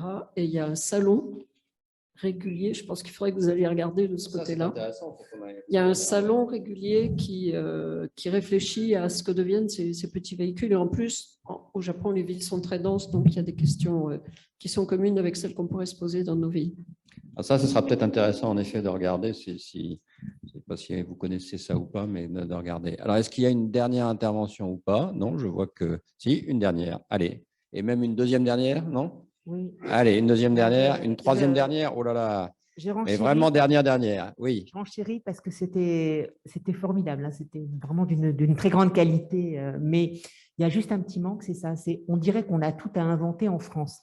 Alors, on est bien d'accord que c'est en France que ça va se passer, mais j'ai l'impression qu'on ferait bien d'aller copier tous les gens qui, actuellement, partout ailleurs dans le monde, sont en train d'avoir la même réflexion et ont peut-être parfois, sur certains plans, un petit peu d'avance sur nous. C'est juste, tout à fait juste. Alors, derrière, il y avait deux dernières interventions, mais j'arrête là, hein, parce que sans ça, on va y passer la soirée. Oui, Johan Gruson-Daniel, j'habite à Éco-Ravi, c'est un habitat partagé où on a une vingtaine de foyers dans la Drôme provençale. On a entre 2 et 89 ans, on est 50 personnes et on a acheté du coup des Citroën Ami, Renault Twizy, un vélo cargo électrifié, etc., qu'on utilise au quotidien. On a déjà fait plus de 15 000 km en un an avec. Donc, c'était par rapport à l'ami bashing qui existe. Eh ben non, ça permet aussi à toute une part de la population de quitter des véhicules lourds. Ça permet peut-être aussi à des personnes de découvrir ces véhicules, de voir qu'ils existent, qui sont finalement assez pratiques. Voilà, il y a... Je vais m'arrêter là, j'aurais beaucoup de choses à dire, mais... Merci. Oui. Oh, allez-y, allez-y. Oui. Je travaille aussi sur la... Moi, j'organise des stages de fabrication de batteries, de reconditionnement aussi pour électrifier les vélos. Donc, il y a un enjeu aussi qui est important par rapport à la réparabilité, par rapport aux normes. Les batteries, dans le commerce, elles sont poussées à fond, à 4,2 volts, pour effectuer 400 cycles. Et en fait, tout simplement, en limitant la tension maximale, on pourrait démultiplier leur durée de vie. Donc, il y a plein de choses à faire aussi d'un point de vue sur tout ça. Merci. Et puis, une dernière intervention là-bas. Oui, c'était pour apporter quelques précisions par rapport à l'extrême défi, parce que l'ADEME en fait nous demande notamment de faire des calculs d'analyse cycle de vie sur nos véhicules, donc pour regarder l'empreinte environnementale. Donc ça, c'est un point qui est regardé. Alors, est-ce qu'on y répond bien? Peut-être pas encore complètement aujourd'hui, mais en tout cas, ça fait partie des préoccupations. Sur les composants, un certain nombre d'entre nous cherchent à intégrer un maximum de composants standards ou de choses qui existent déjà, notamment dans l'industrie du vélo. Donc, ne pas réinventer des choses qui existent. Il y a eu une question qui n'a pas été répondue sur les batteries. Un des points importants, c'est que, en fait, pour la plupart d'entre nous, on utilise des batteries amovibles, comme les batteries de vélo. Et donc, si vous voulez, par rapport à l'infrastructure et la recharge, c'est quelque chose qui est beaucoup plus simple.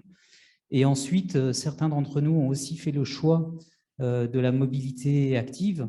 Et ça rejoint ce que vous disiez sur le côté santé et le côté plaisir. Voilà. Merci beaucoup. Alors, je vais demander à chacun de nos intervenants de conclure vraiment en 1 minute, enfin de conclure, de donner un dernier point de vue en 1 minute. Peut-être en commençant par toi, Emmanuel. Allez. Merci. Moi, je vais conclure. Je vais juste commenter vos propositions. Attention à ne pas tomber dans l'économicisme, c'est-à-dire que les principes de bonus-malus, ça peut marcher. Le problème, c'est que, en gros, ceux qui payent déjà très cher un véhicule, même si vous les taxez, ça ne va pas forcément marcher. Moi, je suis plus pour la norme, en fait. Moi, je suis un dirigiste, donc je pense que normer, c'est beaucoup plus simple. Je pense qu'il faut aller vraiment vers de la communication aussi sur les indices de réparabilité. À mon sens, ils sont essentiels. Indice réparabilité et indice matière. Et pour l'ensemble des véhicules, c'est-à-dire qu'il faut qu'on puisse afficher combien de matières premières on a excavé pour faire le truc dans lequel on est. Et même que ça soit écrit à la peinture verte ou rouge sur le coffre, partout sur le véhicule, pour montrer en fait ce qu'on a. Après, je voudrais juste répondre au monsieur là sur l'AMI. Je ne pense pas qu'il y ait d'AMI bashing. Enfin, en tout cas, ce qu'il faut voir, c'est la problématique, c'est on électrifie, mais est-ce qu'on a besoin de tout électrifier? Est-ce qu'il n'y a pas des solutions intermédiaires? Et le vrai débat, il est là. Justement, il n'y a pas de solution unique à la transition écologique et à la mobilité. Et c'est ça le message qu'il faut faire passer. Donc, très bien que ça marche très bien pour vous, mais il faut aussi penser qu'il y a d'autres territoires, il y a d'autres enjeux, et il y a d'autres enjeux, notamment les enjeux matières, qui sont essentiels. Et il n'y a pas du tout de bashing de l'électrification et de la voiture électrique. En tout cas, moi, ce n'est pas mon propos. Vous voyez ce que je veux dire? Il n'y a pas de solution unique. Et c'est ça qui est important. Et c'est pour ça que ce type de note, il faut la lire, parce que justement, ça ouvre des perspectives très intéressantes, que ça soit un Tour de France des véhicules intermédiaires, excellente idée. Une équipe de France des véhicules intermédiaires, très, très bonne idée également. Donc, je pense qu'il y a énormément de solutions et on l'a vu ce soir parce qu'il y a énormément de commentaires. Merci beaucoup. Hélène, est-ce que vous souhaitez conclure très brièvement? Oui, je vais vous faire ce plaisir. Moi, je pense que ça serait bien qu'il y ait un scénariste qui nous fasse un super scénario avec dedans des véhicules intermédiaires qui donnent envie à tout le monde à la sortie de ce visionnage, de se ruer sur les essais de ces véhicules-là. Je suis sûre qu'un scénariste pourrait nous faire un film à la française absolument formidable. Merci beaucoup. Merci. Gilles et Christophe, un mot de conclusion. Oui, mais une conclusion très rapide. En fait, dans la première partie de la note, on disait qu'aujourd'hui, il y avait une tendance à mettre le véhicule électrique comme la solution au problème de mobilité. Nous, on ne veut pas mettre les véhicules électriques comme la solution, c'est-à-dire qu'on ne veut pas remplacer une approche technique par une autre. Et donc, aujourd'hui, on a beaucoup parlé des objets. On a parlé uniquement de ça, en fait. Mais dans la note, vous verrez qu'on parle d'une approche beaucoup plus globale. On n'oppose pas du tout les véhicules intermédiaires au transport en commun, ni à la marche, ni au vélo.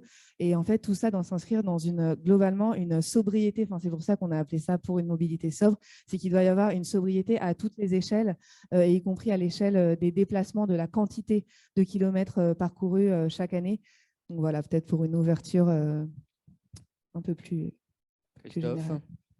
Oui, je crois qu'à la fois le rapport et la discussion montrent qu'une autre manière de penser les questions de déplacement est possible, mais que ça implique de sortir de la dépendance à la manière de penser le futur de la mobilité en pensant toujours que c'est à travers le modèle de la voiture tel qu'elle a existé qu'on va fonctionner.